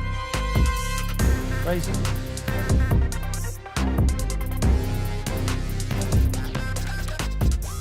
And for a bit of a mix-up, the player that plays second is coming out third. It's Big Bird. Challenging for me to say. And lastly, the Zangief counterpick that's going to surprise us all in the finals when we least expect it. It's Veggie. Oh, yes. Scoops. Okay. A great result earlier on today, keeping you very much clear of the chasing pack. That's true. Yeah, that was not bad for us. Now we have an opportunity to create a bigger lead. So, but we'll see what happens. Anything can happen in Street Fighter League. So we'll see. It's just an exercise in making sure that you're playing your best on demand, though, isn't it, as you approach the finals? Yeah, I would say so. I think we're just trying to sharpen up and play even better than before. How do you play even better than before? Crazy stuff. It is possible, I guess, but I mean, I guess, you could, in theory, win every single round perfect win. Like quadruple perfect or sextuple exactly right. Well done. Sextuple perfect, yeah, if you're Angry Bird. So I guess, maybe that's the goal, that we will never get touched even in a round. But that's probably not possible. Yeah, we'll have to cancel. If that happens, we need to just have an automatic KO victory, I think. I think, yeah, then you might as well. I mean, yeah, I agree. 10 perfect rounds should just get you the title, I think. Maybe just give us every title. Capcom Cup Worlds. I don't know about that. You're not getting the check. Sorry. Oh, damn. Yeah, it doesn't matter anyway. It matters? Yeah, it matters. I mean, if we don't get the check, then what's the point? The mercenaries reveal themselves. So let's talk a little bit about how this team came to be. Yeah, so basically Phenom came to us and he told us we'll pay you X amount of money, but win this tournament. No, I'm joking. Phenom just came to us and told us, yo, you want to play with us? And we were like, okay, let's go. And also that you'll get X amount of money if you win this tournament as well. I won my lawyer. Yeah. He's pleading the fifth, but he doesn't realize he's in Europe. And we don't have that here. We don't have that here. I mean, obviously, look, you guys are cruising. It's a fantastic performance all around, all across the team. You have to now be looking towards those finals and really just trying to sharpen yourselves up, right? Yeah, I mean, we got 3 more matches left. Tomorrow is another big test, which is against Mouse, but we'll be home against them this time. The lead, if we win 4-0, then the lead will be extended by 70 points. So we have a bit of a breathing room, and we have an opportunity to test something against Mouse, who might be our potential opponent in the finals. So if we win 4-0 today, then we do have an opportunity to test something out and maybe do some, psychological warfare before we go into the finals. But, we'll never know. I know Mouse is probably going to play in with their best lineup tomorrow because they still don't want to lose the lead. I mean, the second place to Aegis. Yeah, of course. Yeah, Aegis is creeping up really fast. I mean, they're 30 points, and they still haven't played us. So that could be, Aegis could overtake them. But right now, we don't really care about all of that. We just keep playing our best and do our best. And if we have room to try things out for the playoffs, then we'll do it. But for now, it's just, just play, do your thing, and that's about it. Absolutely. Can't wait to see you guys at action tonight. It's always entertaining. If you want to take your places in the away side, drive rushing in. There you go. You ain't got that knee anymore, bro. Sorry. All right. Let's welcome in the away team. Their tournament life, their league life might depend on tonight's result. It's a huge one for them, and it's an incredibly difficult test against the league leaders. So let's welcome into the arena Guild, led by Captain Rain Pro.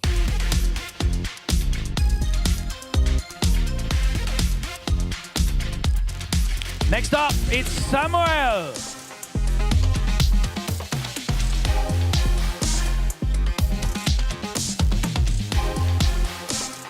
Finding in form, it is Game In.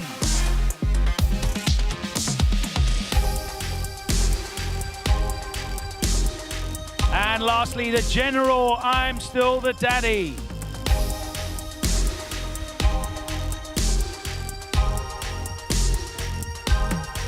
All right, let's speak to Captain Rain Pro. We were talking about your team before the show started, and it's quite a stark contrast because obviously NIP, their lineup has not changed throughout the whole league. They know exactly what their lineup is. You guys, it seems like you're still experimenting with the lineups and trying to find the strongest positions. Yeah, so we will test some new thing tonight. Yeah. Still testing, still looking to try and find it, because of course mathematically you're not out of the running yet, but it's going to be very difficult for you guys to stay in the playoff hunt. So it's time to try the new thing. Otherwise we have no opportunity. Absolutely, you're right. It is time to try something different. Samuel, you stepped in yesterday evening. Unfortunately, it didn't work out for you. What do you think it was that was missing from your gameplay yesterday evening? I don't really know. Volstrike played well against me. He surprised me a lot, and I was not prepared for that game style from him. And today, let's see if I can make a little bit better than the other days because I'm not playing really good. You know? Do you feel like you're playing a bit too passive, perhaps, against Bolstrike? I don't know. I think I was talking with this afternoon with gaming and with the guys, and they told me that I'm just not playing. You know, I need to play to relax and focus on my game, not on other stuff. All right, let's see how it goes tonight. If you want to take your positions at the home stand, and let's get down to it. I guess this is like the most pointless part of the whole show, where we ask the reveal of the NIP lineup. Jammers, Yipes, can you read the same 3 names in order, please? I just got word from my producer. We're going to do another tech tip while they load up the screen. So, I mean, if you want to wait for that. Oh, my God. While they do it. I mean, I just rolled the... There we go. Thank you. There we go. All right, so... Phenom, Big Bird, Angry Birds. Again, if it ain't broke, don't fix it. The staple trio. Again, these guys are probably breaking records throughout the season thus far. I think it's more interesting if we just go and look at what the home side have to offer. RainPro did say they got something new to try, and if not now, then when will we try it? There's only 2 more episodes of the regular season left, so... I don't know what to say. I'm going to be very honest with you. This is tough, but who got something to say is Logan. Let's see who is going to be stepping up to the plates here to go up against Phenom. Logan. Thank you very much. I'm here with Phenom once again. 8th night in a row. Here you are. Here I am. Yeah, just waiting, you know, see who I got to play. I don't know who I'm going to play, actually, but it'll be fun. I mean, in terms of the other teams trying to face you, I was thinking about this as we get to the playoffs. Now, it's very likely that you're going to be the home team in any playoff match that you play, which is probably only going to be the grand finals, let's be honest, currently, as it stands. Which means you'll have the home advantage. The home advantage against you doesn't really matter because your order's just your order. Yeah. You know. But for you to be able to potentially change your lineup against your opponents, that can be really strong. You can dominate. Obviously, it's a race to a points total, not just getting a win in the grand finals. Yeah.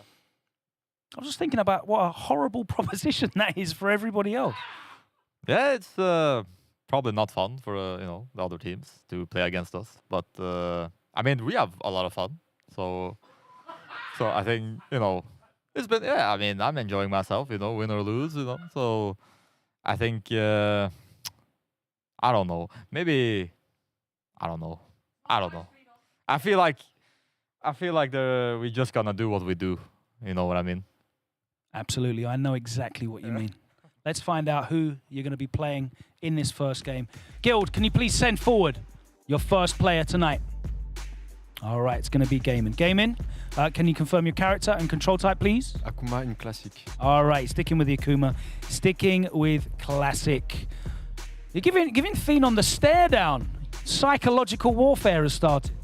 To be honest, I didn't understand what you used. Just you were staring him down like a fight, like an MMA fight. Yeah. I know him really well. In online, we play like a lot. So I wanted to play him. Here. He's actually one of I practice with a lot of people online, and we actually do practice a lot. Like if he needs practice for like World Warrior or something, then we always play. Or if I needed something, then we play. And he's good as well. I think he's a very good player. What's the record? He's good. How do you do against him? I mean, in first to 2 it could be okay, but in first to 3 I think I beat him once in all the matches. So yeah. He's all right. Strong player. Time to run them first to 2 strategies. Yeah. That's what it's all about, guys. Let's wish it good luck and get into this for some GGs. NIP opening up with the same order. Phenom on the Cammy. Gaimin countering with the Akuma. Let's get into this player match number 1. Yipes and Jammers, take it away. I'm gonna be honest. This wouldn't be that bad if they had a better like point total. But like at this point, okay, I'm not gonna say that they don't have a shot. It's tough, man. I mean, Phenom just starting off just to set the tone as always. like it's no losses here. No pun intended. I'm gonna be very honest. Well, for those of you who are just tuning into this episode, if you didn't tune in with us on, I think it was episode 3 or 4, when these guys, the roles were reversed in terms of positioning. Gaming went up against Angry Bird. That didn't go out too well. Now, he seems to be a lot more confident. It seems a little bit more optimistic about this, obviously, because Phenom's a familiar player. They're in the same region, so they can play each other online. Okay, cool. That's fantastic. You've accumulated the data, you've got necessary information. You might understand 1 or 2 tendencies that most other players might not understand against Phenom, because take it from me, I used to do this with Phenom in Street Fighter 5 a lot in the final year, Poison versus Luke. When he invites you, play him. Because you're going to get better. You're helping him, but you're also going to get better. Yeah. He's one of the world's best. Just take the invite, play him as well. But when it comes down to situations like this, the gravity, the magnitude of the situation is a lot heavier than before. He needs the 10 points. Now, they might actually need to do things, Guild, for their own individual, like, kind of morale. Kind of their ego. Because after tonight, there's still plenty of points to play for. After tonight, mathematically, the nail might be in the coffin for Team Guild, especially with their remaining fixtures. 3 days left, right? After today, 2. 2. Oh, okay. 9 and 10, so, yeah, that's tough. Tough. But yeah, I'm just, again, as it goes along, I'm just curious to see who's going to be put up against Big Bird. Gamer's going to go here. Hopefully, because before, his Fireball game has been letting him down in certain aspects against high-level players. They have a better understanding where he wants to reversal here and there. But again, if they can pick up speed, if they can just even, like, just a slight dent, throw a pebble at Phenom's head that throws him off and can't react straight. That would be really good.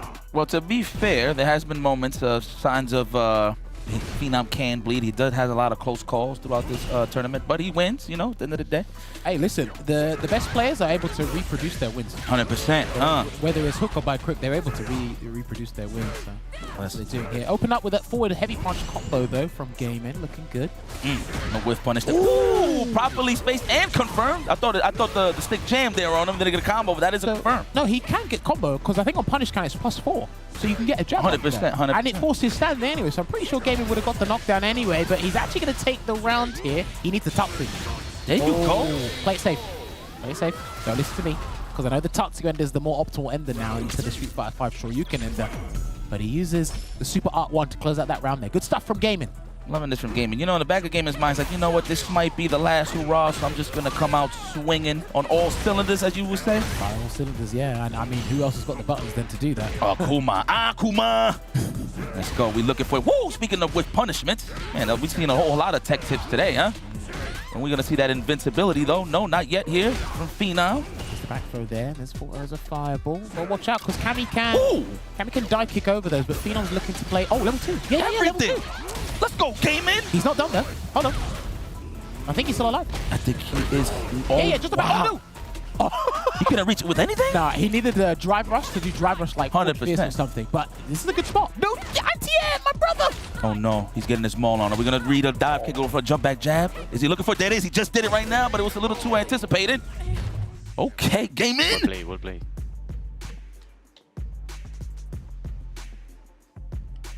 Did a great job, brother. Yeah, you're sniffing out his buttons. Good, man. Because they're always gonna jump back because they're afraid to get brought back to the corner or they want to escape. That's right. Also, Phenom is whiffing forward heavy punch. Yeah, you're right. Yeah. All right. Yeah. Cool. See, I love the advice, particularly Angry Bird. He'll tell you what button is specifically whiffing, and he knows Phenom likes the spacing. The whiff punishing, case in point, and he'll tell him. And he'll know in his mind how to adjust his spacing accordingly. Delay crouch medium punch again. He does that a lot. I think that opens him up to a throw, to be honest. Yeah, there. I think you can actually throw him. Nice. Oh, you mean like on a wake up? Just straight up wake up. Yeah, 100%. You probably could do it again. Yeah. Because if you try to shimmy someone to do the delayed button, that means okay, I can throw you, because you're not doing the throw. Right. Before the button, because your throw would whiff. Or a jab, right? Yes. Yeah. No, that is true. Ooh, okay. Clean. Good family reunion there with the auntie. But right back at you with the invincible reverse Sal. Oh, there you go. He's whiffing a lot of buttons here. Forward medium kick, the sweeps as well. Damn, he's committed to that crouch and strong on the throw attempt. So Phenom should throw a little more, for sure. I think he should just throw him. There it is. Uh-oh. Phenom's a little dehydrated here, so let's see what you're going to do, Gaming, to make this count. Nasty. There's going to go for the Demon Flip Oki as well. Into the Guillotine. That was like +8. That's a massive commitment there, Yipes. Yeah, for sure. Commitment indeed from Phenom's side, too. Just held up forward. Okay. Yeah, if Phenom gets a button or even a button into Super or a Whiff Punish, Right Rush cancel, anything, he'll build the level 3, Should close be it out. DP. Love it. The anti-Aegis is ready. Feel a little bit of that panic. Losing some ground here is Gaming. Too far. That was so unfortunate there for Gaming because he got the button, just wasn't close enough to get the necessary conversion. And in probably about half the time, Phenom gets the equalizer. Forward media kick, and then buffers are normal right after. Doesn't matter if the forward media kick hits, blocks, whiffed. Always buffering crouch media punch or crouch media kick after it. I see. He doesn't buffer with stand light kick, right? Yeah, so far he hasn't done it yet, but he's doing a lot of crouch media punch or crouch media kick after whiffing or even you blocking forward media kick. So watch out for that. Yes. Dude, professionals. Let me tell you something about this team. Water seeks its own level, and it never stops moving. And if you hear the way these guys talk, right? They're literally sniping specific things. You go, oh, yo, he hasn't done this yet. Yes. Consider it, but he hasn't done it. Yes. Iron sharpens iron all the time. 100%. Teamwork. Oh my God, he whiffed again. It's going to be a sweep next time for sure. Or stand fierce. We'll see. I advise it would be the sweep. Okay, the plasma pressure is applied. All right, Game Man staying solid. Looking for the anti-air, but don't look in the air a little too much because you're losing ground. And there it is, conditioning early with the throw. Oh, what did he try? I didn't say counter here or anything, so he actually took the full brunt of the damage there as well. Trapped in the corner is getting it. See, delayed medium again. Gotta watch out. Hasn't sniped it out yet, but I feel like the conditioning of the throws will come in very shortly. Nice, no sweep, no nothing. I think he's looking for that spacing. There's the whiff one he was looking for. Yeah, good call. I think that's what Big Bird was telling him before about the spacing. Oh, that could have been a sweep right there. Throw, no, I tech too, Phenom. That was pretty smart there from Gaming. Good way to get this going. Yeah. He might need to sneak something in. Hopefully not by a demon flip. It might need to be another or something, but that's not going to be. That's going to be hypothetical at this point because Phenom will take the round by spin drive smasher and put them on match point here in this first player match here. Gaming, he's had a good start, but the way Phenom has adjusted over time in this first of two does not look good for our young Belgian. When you think you could walk away, low forward is always there to meet you halfway. Speaking of which, there we go. Uh-oh. Whoa, pile on the pressure. He hasn't reversal yet, Gaming. Cross fierce for sure. No, not even better. Dude, he's done it again. I like the Phenom's playing it safe though, even though he is doing it many times, but because either way, you're spending 3 bars and you're not getting anything out of it. So I don't think he minds, gets the over or throw. He can actually build momentum off of this. He's gonna play it safe with the fireball wall because he needs a clean hit. He might need to convert to level 3 to go in the final round. Just watch your legs. No, That's enough. He got the ball. And here I'm thinking it's the legs issue. No, the buffer on the crouch drone. That is what Big Bird did point out there for Phenom. Just always confirm regardless. Buffer. Phenom comfortable again, finishing in the vanguard position. Clearing out 10 points. Easy for the obvious. Ninjas in pajamas are just comfortable here in this sleepover. What time is it over here? Yes, 10:11 local time. Guys, just looking super strong. Well, one of the strongest foot soldiers we have in the Street Fighter League Europe. He's always accumulating the 10 points. I think he's only lost 2 games, if I'm not mistaken, Phenom, and that's actually not too bad, but still top spot on the leaderboards are Ninjas in Pajamas. Gaming, unfortunate there. Again, he's a sprinter for me. Always has a really good start and then just happens to be low on energy when it comes to closing out near the end. When you try to sprint in a marathon, it's not a really good call. But again, yeah, the one thing that really stood out to me from Gaming's gameplay was the delayed crouching medium punch on defense. Like you said, Phenom pretty much was at peace with it. He was calm with it because if you're going to drive rush cancel, you spend 3 bars, you don't really get anything out of it. But the spacing from Phenom, super accurate. Got the whiff punish in 9 times out of 10. Proper conversions, just deterred him on the ground game. And it actually didn't even make it seem like Gaming wanted to do any demon flips at all, because he's like, well, if he's beating him on the ground, I have to resort to the air, but I'm actually worried if this is not going to work. So that's unfortunate. That is dead and buried. So we must shift over to player match 2. We're going to find out who's going to face the biggest of birds. Thanks very much. Here with Big Bird, ready to step up in player match number 2. A great comeback there from Phenom after losing the first game, and that's the kind of consummate performances that you guys have been delivering. So hard to beat, whether it's individually or as a team. Yeah, I mean it comes with having a great team. It's kind of hard to beat all of us, and I guess you can beat one of us, maybe two of us, but it's kind of hard. So far, no, we haven't been beaten. Yeah, two of you. So I don't want to jinx that because we still have the playoffs, but I think we're doing pretty good so far. Doing great so far. Obviously, the team spirit is really high. All enjoying the performances, and it's great to see you like immediately going into the analysis of what happened as a player comes back from playing as well. Your brains are fully locked in, aren't they? Yeah, I mean, I'm watching the matches, so I see everything that's happening, and maybe someone who's playing wouldn't be able to see it as properly as someone who's watching.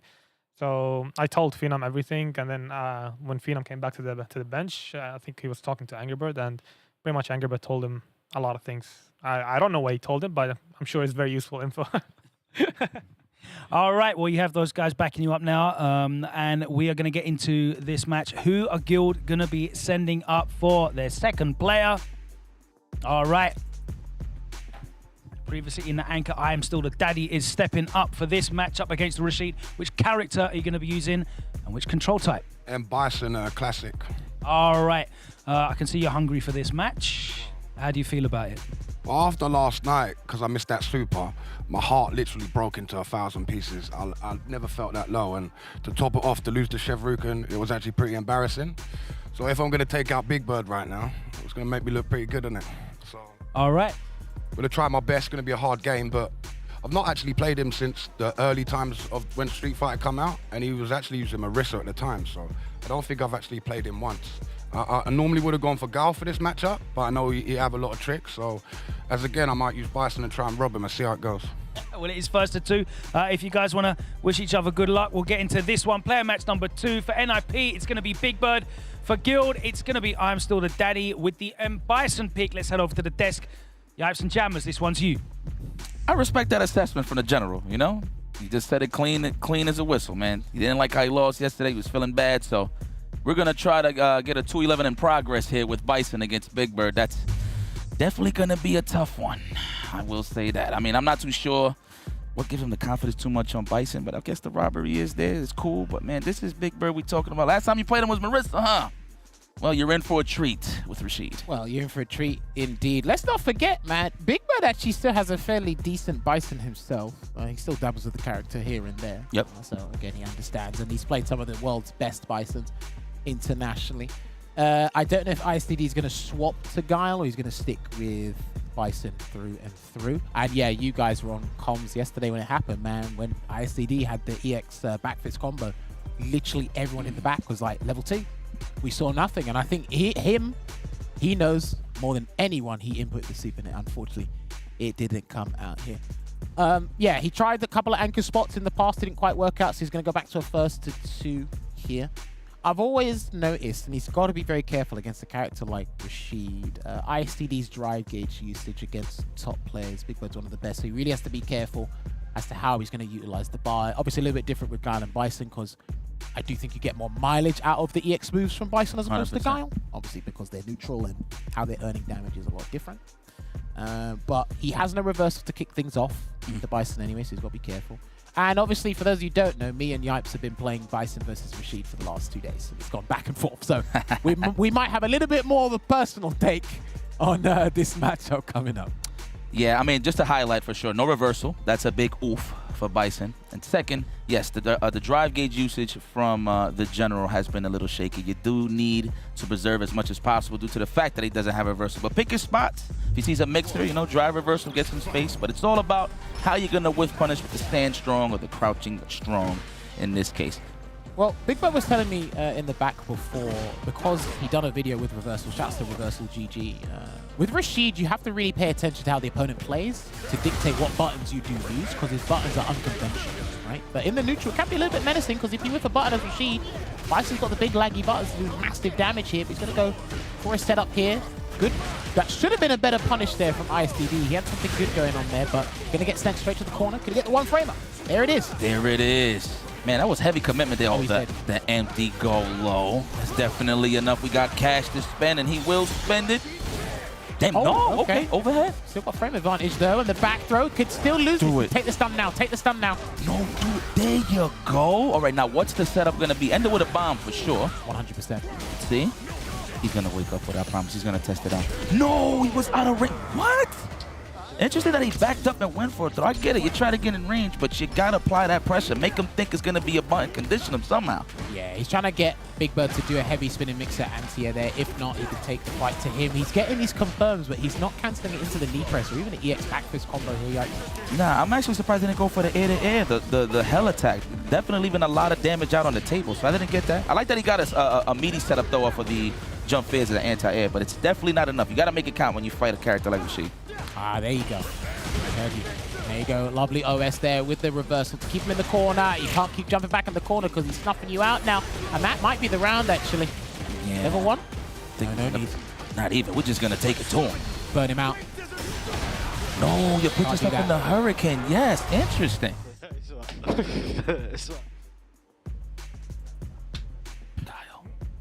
ترجع تفوز عليه لما تروح الويك اب صوت كل شيء اوكي والله.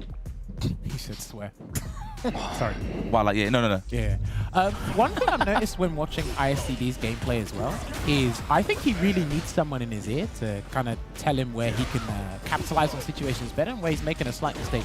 I don't think he's had that in a couple of his matches. He has to do a lot of the thinking by himself. Yeah, I would love Rainpro to step up and give him a little bit of data. They play the same characters, though. Oh, back throw. Oh, not even big. No, you get the safe jump from this one. It's better to do this so you get the safe jump. Okay, that makes sense. Yeah. Damn, he was anticipating the drive reversal. I see you, Big Bird. Oh, no. This is when the conditioning starts. The no reversal life of Bison. Confident with that medium mixer, and then gets the anti-air here. Big damage coming through. He might actually splurge. If he gets the one-framer, no. If he got the one-framer, he could have actually killed there, but he gets the throw anyway. Not looking good here for the general. No me gusta. No me gusta. There we go, the back dash. Okay, avoid a throw. Oh, no. Come on. Yeah. That was organic. Come on. That wasn't even a hard guess. That was just organic. Good reactions, Big Bird. And he's blocked. This is going to be... Oh, no, this is a different punish. Yeah, this is the... Oh, man. That was godlike, though. Literally, someone was coming up with a new punish against Knee Press Nightmare because of how it recovers. And the jump back there, unfortunately, there. He tried to... That would have been exclusive. Oh, yeah. On the SFL side of things, I definitely wanted to see it. I like this trying to perfect parry stand fist as well. 19 frame start. If you get it, you get full drive rush punish there. Okay, General, holding on forward with impunity. He ain't trying to take Nathan's in this corner. The is that enough? Okay, I didn't know that. Thank you, Big Bird. That was godlike. Dead. Yep. Close it out. And that will be the end of player match number 2 for Big Bird, acquiring 20 points, or 10 points, the total 20 points thus far. Takes it over the General, unfortunately there. Like he did mention before, it's been a while since he's played Big Bird, and a long time ago as a different character. But the man of the turbulent wins. He does too much, man. I don't even feel like that information was necessary from Angry Bird. He said, yeah, voila. He said, I swear into something, but it just went downhill for the General there. Very unfortunate. I mean, I see a pressure when I see it, and it smells like a bus ass on the side of NIP. I mean, you see it here, dominant. Well, commiserations, and let's give him credit for sticking with the guns of Bison. They didn't want to bring out the guile at all, but it's 20 points. And now you got to deal with the robot himself, the last line of defense, the monolith. I don't know what you want to call him, but listen, there was a shooting game I used to play. I don't know if you remember it, but the general in that game had a special unit called the Onyx Guard. And they were massive units that you couldn't beat. That's what NIP is looking like to me, man. It's crazy. Oh, man, just the size up gameplay here for Big Bird. I mean, what else can you say? You know, it could get analytical, but I mean, I think everybody sees what we see here. And it's pretty off for everybody. I'm sorry if I'm sounding like I'm dwelling here, but I mean, it is what it is. No, it's because we want to see something different. And like you said, it's not over until it's over. You know, you play until the final whistle. Yeah. Sort of thing. But again, it's like you said at the start of the match, if this was a different timeline with a different points tab, yes, we'd have seen a lot of different things and maybe a different roster. But unfortunately, that's not the case. That means there's one more match to go for the third player match this. We're actually going to find out what actually Logan's going to ask Angry Bird. He might be running out of questions, to be fair. It is what Never. it is. Full of interesting questions. Angry Bird. Obviously, no one has been able to touch you this season so far as a team, but individually as well. Where does that confidence come from? Because obviously we've spoken through about how your approach to first to three, which is very interesting. You're willing to give up the first game to extract information, and that allows you. But you're effectively playing everybody almost at a disadvantage. Where does the confidence in your play come from that you know you're able to give them that space in the first game to then go on and win?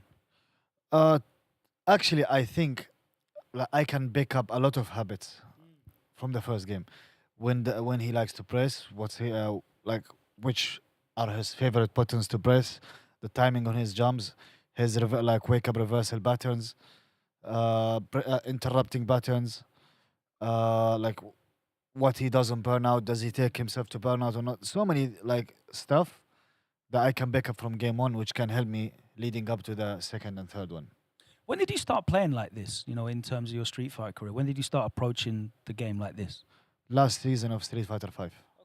I started playing like this, like game one, analyzing what my opponent is doing, and then just doing my thing for the rest of the set. Did you like free yourself of the importance of the tournament and the winning and losing at the same time as well? Because we've spoken about that approach you have where you're not playing to win or lose, you're just playing to play your best and play better. Of course. I'm always, actually, I think losing is a good thing. I really think it's good. It forces you to improve. People might think I'm crazy, but I think losing is way better than winning. Winning everything might put you in disadvantage because you might think you're the guy now. You don't practice as much, but losing constantly makes you a better player. I think. So I think losing is good. If you're not striving to find players that you will lose against, you're not striving to improve. Of course, 100%. All right, let's see if we can find you someone to lose against tonight. It's going to be a tough task. We haven't found anyone yet. It's been 7 nights. Night 8, Guild. Who are you going to be sending up? It is going to be Samuel. All right. Can you please confirm your character and control type, please? Yeah, I will play Kami with classic controls. All right. This is, I think, the first time we've seen you in that anchor position. Yeah, my team wants to try something new, and let's see what happens. And they want me to get some experience and to be more confident. So, do you think that 3 out of 5 will benefit your playstyle particularly?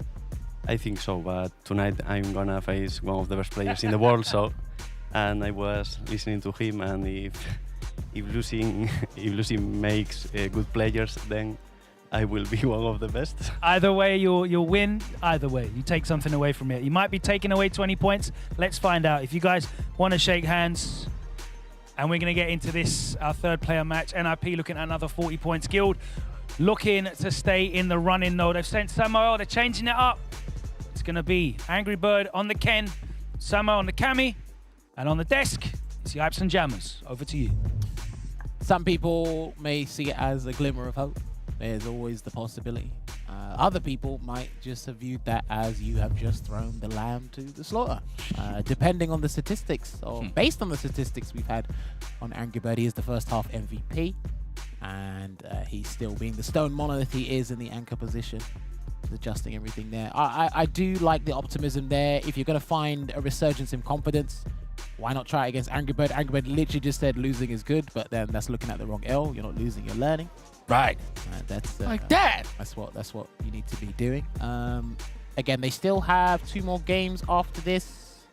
So if Guild are going to use this as necessary data to try and turn something around, then by all means take this chance, because I believe Samuel is the only one who never played as anchor role until this point in time, and what an opportunity to give him.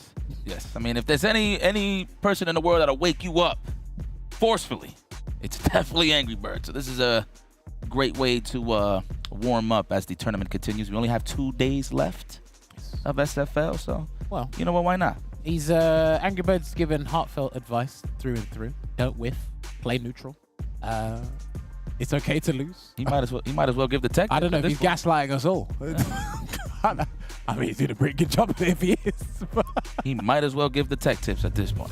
Yeah, you know what? I would be down for him doing it. Imagine. He'd do it so cool, Give too. him the lab coat, give him the whiteboard. He got this hand movement, too, like he's conjuring magic. Oh, I don't know if you noticed it when he speaks. It's very, what is it? Animated. There you go. That's the word I was looking for. Okay, here we go. Looking for that stand roundhouse range. I see you, Angry Bird. Okay. I like that. The empty jump. Don't want to be in those recovery frames, so I love it. Nice walk forward there. He walked into the roundhouse there. It's -3. If that was -4, that would have been a fat punch there. 100%. For Angry Bird. But I've seen a lot of the Cammy players just walk forward and just press the button, take the drive gate damage, play a little bit more neutral. Yeah, no counter there because he didn't want to burn himself out. Damn, I didn't even notice what happened why the drive gate got so low for Samuel. Okay, Samuel. There you go. That's a big decision there to burn yourself out against Angry Bird in this position. Gets the delayed crouch and pierce. Nice. Nice backdash again because he knew he needed it. And yes, they paid attention. They paid attention because when most Ken players land that Dragon Lance, they try to backdash because they think they're going to do delayed tech, so they react with the stand fierce. But he waited. That's a way to get free damage in some regard, but Angry Bird will switch it up. Got out of range, too. Well, that's what Angry Bird said. You know, first game is the collection of the data. Not too sure if he's familiar with Samuel's gameplay, but this is what it's all about. Right in person, in the flesh. Well, remember, he used the first game to acquire the data necessarily. I'm not sure what his download speed is like, but I think he'll be all right. Nice. The conversion off the punish counter. A lot of Kens do go lazy, go for the stand short afterwards, but he is trying to milk every piece of damage he could take. And you've got more avenues into Run Shoryuken now because of one of the changes that happened in Season 2. So, I mean, go for it. You can. Punch counter throw there for Angry Bird. Nice delay. Going to burn him out. So it's going to delay the inevitable. Ooh. Throw the chip out. Yeah, nice and easy. He had all the cash to just commit and just go for chip out damage. So good stuff to Angry Bird. Perfect parry into nothing there. I'm pretty sure Cammy can do drive rush into stand jab to click you after a perfect parry fireball in the neutral, especially against Ken probably. So. Nice. Okay, keep it in check. He's so ready for a dive kick. But respect to Samuel, he's not getting too greedy for the offense, right? He's trying to pick apart Angry Bird as well. But you can flip it on his head and say, is he still playing passively? Is he still doing things in trepidation? I'm not sure what that was, but if that's how you're gonna... Oh dear, mate, you got given a sign of life, and he will go into the Delta Red Assault to replenish as much drive gauge as possible here. I agree. I can agree with this early on. The next choice is the crucial one, though. Yes. I mean, one low foe. I mean, he doesn't have enough drive gauge if he wants to really milk it right now, but I feel like... Careful. Okay. Oh, he's going for it. One mix-up until the end of the game, and if he did a neutral jump, he would have avoided that, and this is not looking good. So he will cancel into the critical art here, Angry Bird. Now, correct me if I'm wrong. Oh, you are? Oh, yeah. Say Kaya Telavoka. Interesting. There we go, talk to him. Oh, it's like that? Can't jab that and burn up. That's it, there it is. Information has been sent. Love it. I mean, if Modoc's telepathy was a thing, I mean, they know. They know. Sometimes they just got to give each other the stare and they're like, all right. Yeah, they ain't seen nothing crucial, right? On the side of Angry Bird. So stick to the plan. Samuel actually had a really good first game. I hope we can build on that in the remainder of the games in this fixture right now. Delayed jab again. A lot of the guys are not throw teching. Almost. If he was a little bit higher. Ooh. Oh, that's nice. nasty. He could have done EX Dragon Lash if he really wanted to, but I like that he's trying to preserve as much drive gauge as possible. Dragon Lash, you mean Tatsu? Sorry, Jinrai? Jinrai, sorry, I said Dragon Lash. I'm bugging, I'm bugging. No, you're good. Jinrai for sure, pardon me. Okay, keeps him away. Still burnout, so he actually needs to... If he can knock Angry Bird down again and force a drive reversal, he might be good here. Oh dear, this is not looking good. He can't block again. Oh no my way, God. He missed it. Oh, mate, he missed it because he actually had the right idea there. Trying to punish the neutral jump. But he's going to anti-air with the Shoryuken regardless. And rounds are slipping away from Samuel here, Yipes. I wonder what was going to be the conversion. Jab, weight, drive, rush, crunch, fierce, or just DP straight up? Shoryuken. Yeah. Nice. I got to use that more when I do get a chance to go back to the game. Oh, good read. All right, now we switch his sides here. Okay, this is when you really got to make him pay. This is the momentum that you need. I concur. Now we're going to just do throws, level one. When the enemy makes mistakes, don't interrupt them. Are we going to commit? No, not yet. What a professional. He says, I'm going for the kill. Next hit definitely could do it. Want to see a punish kind of stand fierce, possibly on the low? Is that what you're gonna look for? Not yet. Wow. No, I like that because he was near the end of his recovery period anyway. He's done anyway. That's a good way to save your CA or your Super R3 for the situation. I like they didn't spend it before because it would have been like probably a guess for game situation anyway, but he was at the end of the recovery, so didn't need to worry. What was that? That was more. No, it's me, no. They said,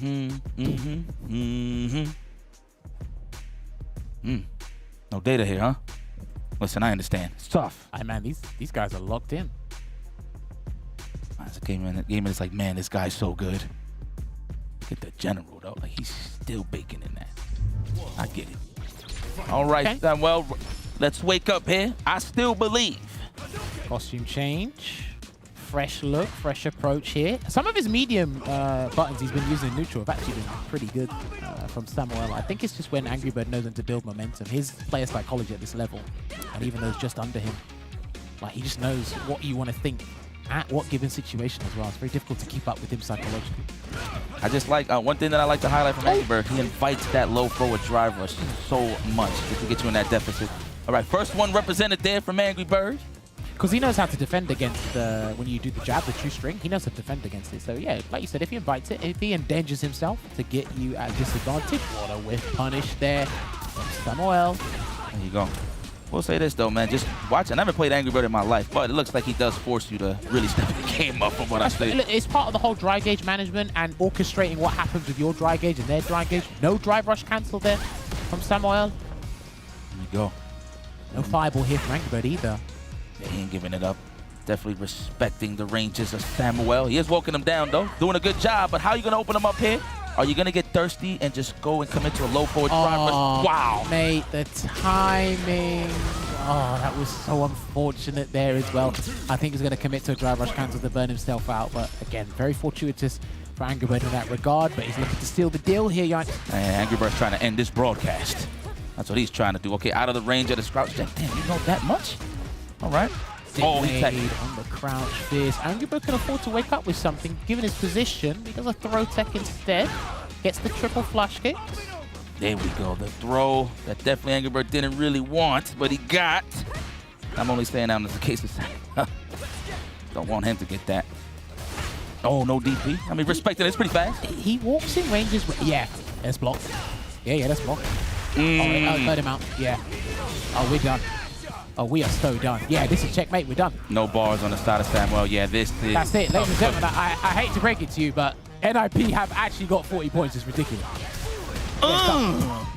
Good game. Peace out. Send us home, Angry Bird. Easy 20-point game for him. I mean, consistent. Hasn't dropped one yet. Only close to ending Walker, but that was in the past. But we do have to celebrate here for Team NIP. These guys has definitely solidified their #1 spot at this point. So credit to them. Now all they have to do is sit back and root against every other team that goes up in the SFLU side of things. So all the points gained for our Super Soldiers, and once again, no points accumulated for Team Guild. So this is what the final score sheet is looking like for our third and final fixture. Phenom taking it over Gaming. It was a very good start from Gaming. Unfortunately, couldn't seal the deal. I'm still the daddy. He tried to stick with our callous dictator. Unfortunately, did not work out. And of course, we are looking at the highlights right now of Angry Bird going up against Samuel.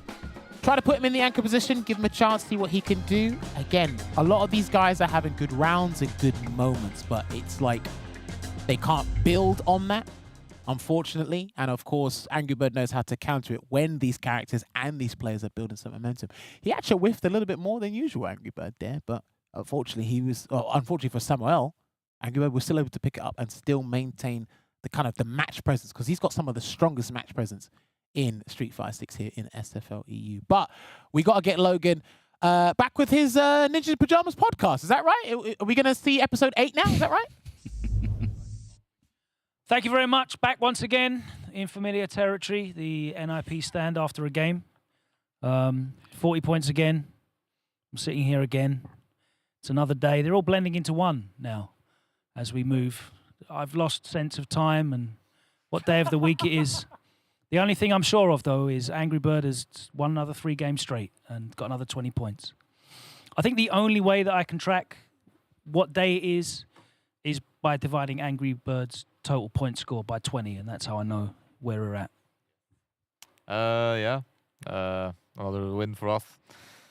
Feel pretty good, you know. It's been a good day today. You're running out of things to say as well. I didn't even ask you how you feel. You answered the "how do you feel" question, and I didn't even ask you to. The weather is nice. It is. How have you been enjoying the food? You know, there's been some good, like, you know, we have some smash burgers. It's pretty nice.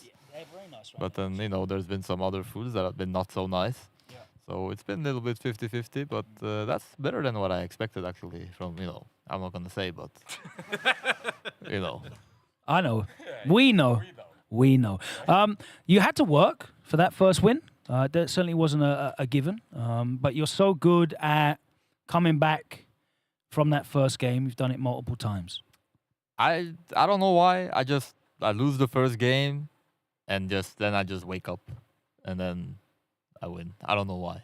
Is that a case of you know, maybe overlooking your opponent, or? Not really. I just think I just don't remember how they play. And then they play one game, and I'm like, oh, now I remember. And then I win. I mean, how important is it in this game to have that knowledge in advance? Because obviously 2 out of 3, it's very volatile, let's say.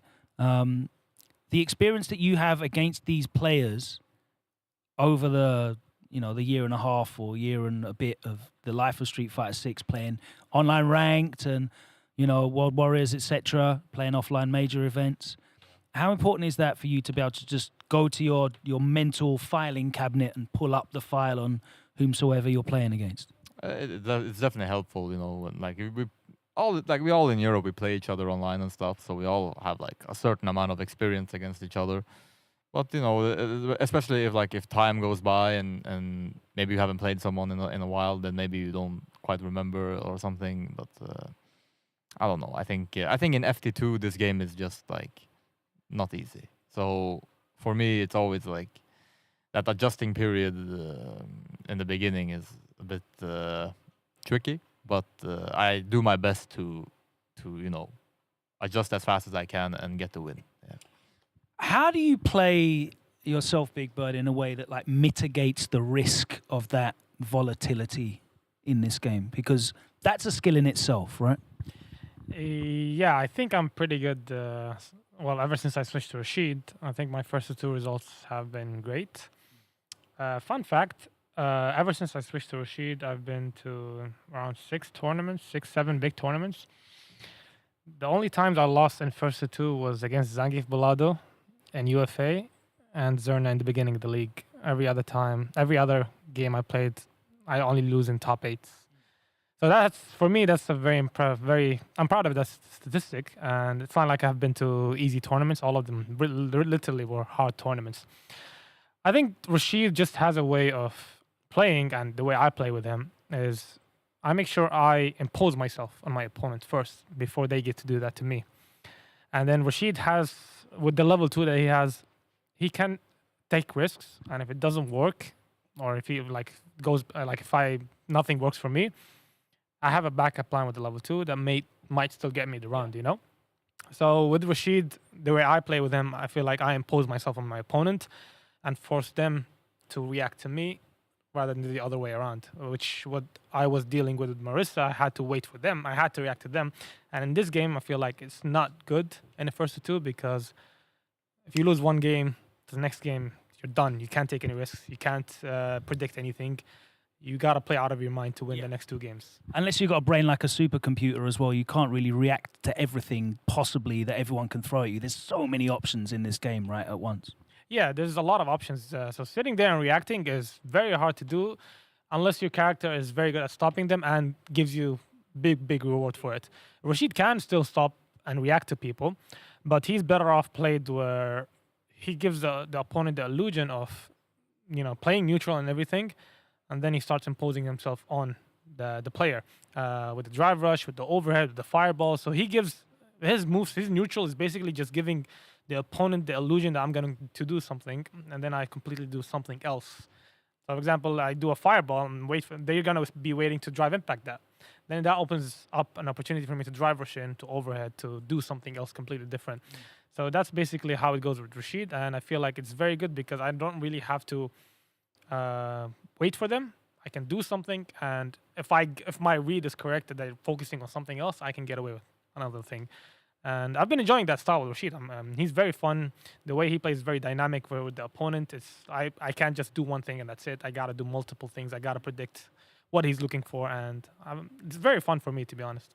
It's definitely very fun. It doesn't seem very fun for everyone else, but you're making the most of it.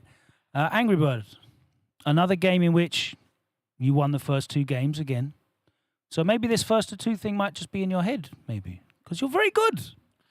The reason I'm winning is because it's first to 3.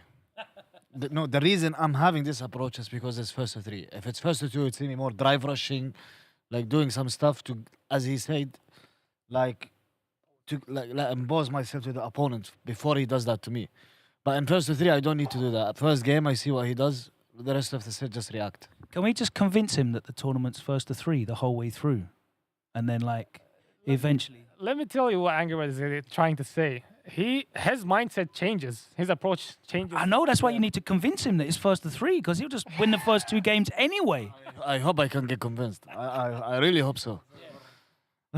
It's such a psychological game, though, isn't it? You know, there's so many players that are technically gifted at this game, but the real skill is, of course, in the decision-making and to be able to control what is such an explosive, volatile game. Let me tell you something, Logan. And I'm sorry for that. But I think in this game, if I beat someone 10-2, he can beat me in tournament, FT2. But if I beat him 10-2, it's impossible to lose FT3. That's my opinion. Yeah. If I beat him 10-2, impossible to lose FT3, he can beat me in FT2. Even 10-1, he's right. If I beat someone 10-1 and he takes that one game off of me, in first to 2, the first game, I can lose the set. In first to 3, 99% is not going to happen. So how do you manage to consistently get through to top 8s? Because obviously you have a method to deal with that as well. To be honest, I just play. Yeah. FT2, FT3. I know I'm way better on FT3, like way better. But I'm like, tournaments are this way, so I don't have to do anything but just play. I don't need to complain. If you complain, you're going to see me losing in pools every tournament. Yeah. But I'm not going to complain, just whatever. You know what you're signing up for, of course. Of course, yeah. You know, I came to tournaments knowing that it's FT2. So I have to play. Whether it's FT2, FT1 round, I'll play. yeah, I'll play. And play you have done, an incredible run. Veggie, we're waiting. You're waiting? We're waiting for you, Veggie. Yeah, I've noticed. Yeah. When is it coming? I mean, that will be counterproductive to tell you, if it even is coming. Just share it between me and the thousands of people at home. I won't tell anyone else. I will say no comment. Okay, fair enough. The experience obviously has been fantastic for you, though, being amongst this. You know, I know you're ready to be deployed like a secret weapon, because all that matters is winning those finals. Are you like laying in wait like a predator? Yeah, you could say that. I think I'm comfortable in playing if I'm ever asked to play. I played in Street Fighter League many times before, and I've gotten used to how it feels. And I mean, I played in the playoffs last year when in the semifinals, quarterfinals, and we won that year. So if I have to play, I'm ready. But this is a professional league, so you should always maximize your opportunity. Also, just want to say, like, because I read the Twitch and the Twitter memes. Oh, don't do that. No, but like, I mean, if 99% of players in Europe was the 4th player, they would probably also not get to play much. So this is not anything about Veggie or anything. Like, almost 100. I think there's maybe 3 players that we would allow to play. You know, so for the ones that think if they were on our team, they would probably not. I mean, they would barely even be on the bench. And none of them are in Twitch chat, I don't think. Twitter, Twitch. I read it. I see them. Wherever they are, yeah. YouTube, Facebook, MySpace. You're showing your age now. But we are ready for you to be deployed. I know that there is a strategy there for that GIF to come out as and when needed. Don't laugh. I know it's there. and I'm looking forward to it. That is another 40 points on the scoreboard for Team NIP. Let's take a look at that scoreboard right now. We can catch up with exactly how the lead looks. Wow, they hit 300. Didn't even realize. That might be a record. I think that's a season record. I can tell you right now that that is an all-time point scoring record, and Angry Birds 180 points is also an all-time scoring record in Street Fighter League Europe. That is an incredible performance. 70 points clear of Mouse, who are battling with Aegis for that second place now, is what it looks like, pending an absolute disaster in the last 2 weeks for NIP. But the way they're playing, I can't see anything other than a lot of points in their future. Aegis on the 200, of course. They still have 2 games to play, so they could be catching up Mouse, who will have a difficult run-in. Wolves put themselves now 75 points clear of Reason Gaming, and with only 2 nights of action left, Guild are officially out of the running for the playoff picture. They fought valiantly, but unfortunately the points did not come for them. And we'll have to say goodbye to them for the finals. That has been confirmed. There's still a lot to play for, though, as the playoff picture finalized. Let's welcome into the arena our commentary trio of Jammers, Yipes, and Damascus, and we will round out some of our thoughts from today's action. Guys, obviously very sad to officially acknowledge that Guild cannot make the playoffs now, but they just couldn't find the lineup that worked for them throughout this season. The order, the positions didn't really come. But all 4 of those players brand new to Street Fighter League Europe. It's very difficult. It shows how hard it is to step in. I think, again, this was a learning curve for all of them, so they can actually go back to their respective World Warriors or just their respective competitive careers in Street Fighter and actually really think about it. And if we do get another season of SFL EU, they'll know what's required if they do make the cut once again, because again, it's massive. It's the foundation. If you have a weak foundation, you can't make a great home. And if it was the communication, as well as finding a formation that works, because we couldn't find 2 guaranteed players to get them points each and every set, Logan. So it was pretty difficult for them to build on that. I mean, look, we are getting at the tail end of this tournament, so of course it's going to get a little aggressive, if you will, in terms of really sweeping out the competition. So unfortunately, Guild ain't making it, though I do have hopes for Team Reason, but though they got to keep it tight and get some 40 bombs, and I'm not too sure who they playing next, but they have to make every victory count, literally. So Reason have got Aegis tomorrow. And Mouse after that, I think. Easy. Yeah. Bombs. Easy run. Easy run. Jesus. GG's. Damn. Well, Damascus, how about that performance, though, tonight from Wolves? Obviously, that was a real epic run from them when they needed it. Yeah, it's really good to see. We were talking about the Wolves earlier in the show, and it looks like a team that has hit its stride. That's it. They're now in cruise speed. They're doing well. The team chemistry is looking good. They're okay to send different players in Anchor. They're okay to switch up depending on the matchups. People who have done well, like Garnet, are okay to sit back and relax as well while watching the teammates play. I think we talked a lot, right? Like Jammer said it a lot at the beginning of the league. It's all about finding, the ideal composition and everything, and they found it, and that's what makes me happy, because I'm seeing a team that's really confident, and they can definitely pull an upset against the higher ranked teams. No, we're good. Okay. Well, I mean, look. All you. It's all me. Listen, I'm just happy to be here, man. If one thing that I do want to point out is team tournaments is definitely very important when it comes to character selection. I'm seeing that more and more as the years go by. I'm kind of liking the surprise picks for certain teams in terms of sending certain players out there to warm up in a sense to get comfortable, but I feel like it's a little too late towards the end right now. But now it's just about stepping their game up and on to the next tournament. Absolutely. We've seen some interesting character representation here, and we're really seeing the power of confidence going into specific character matchups as well.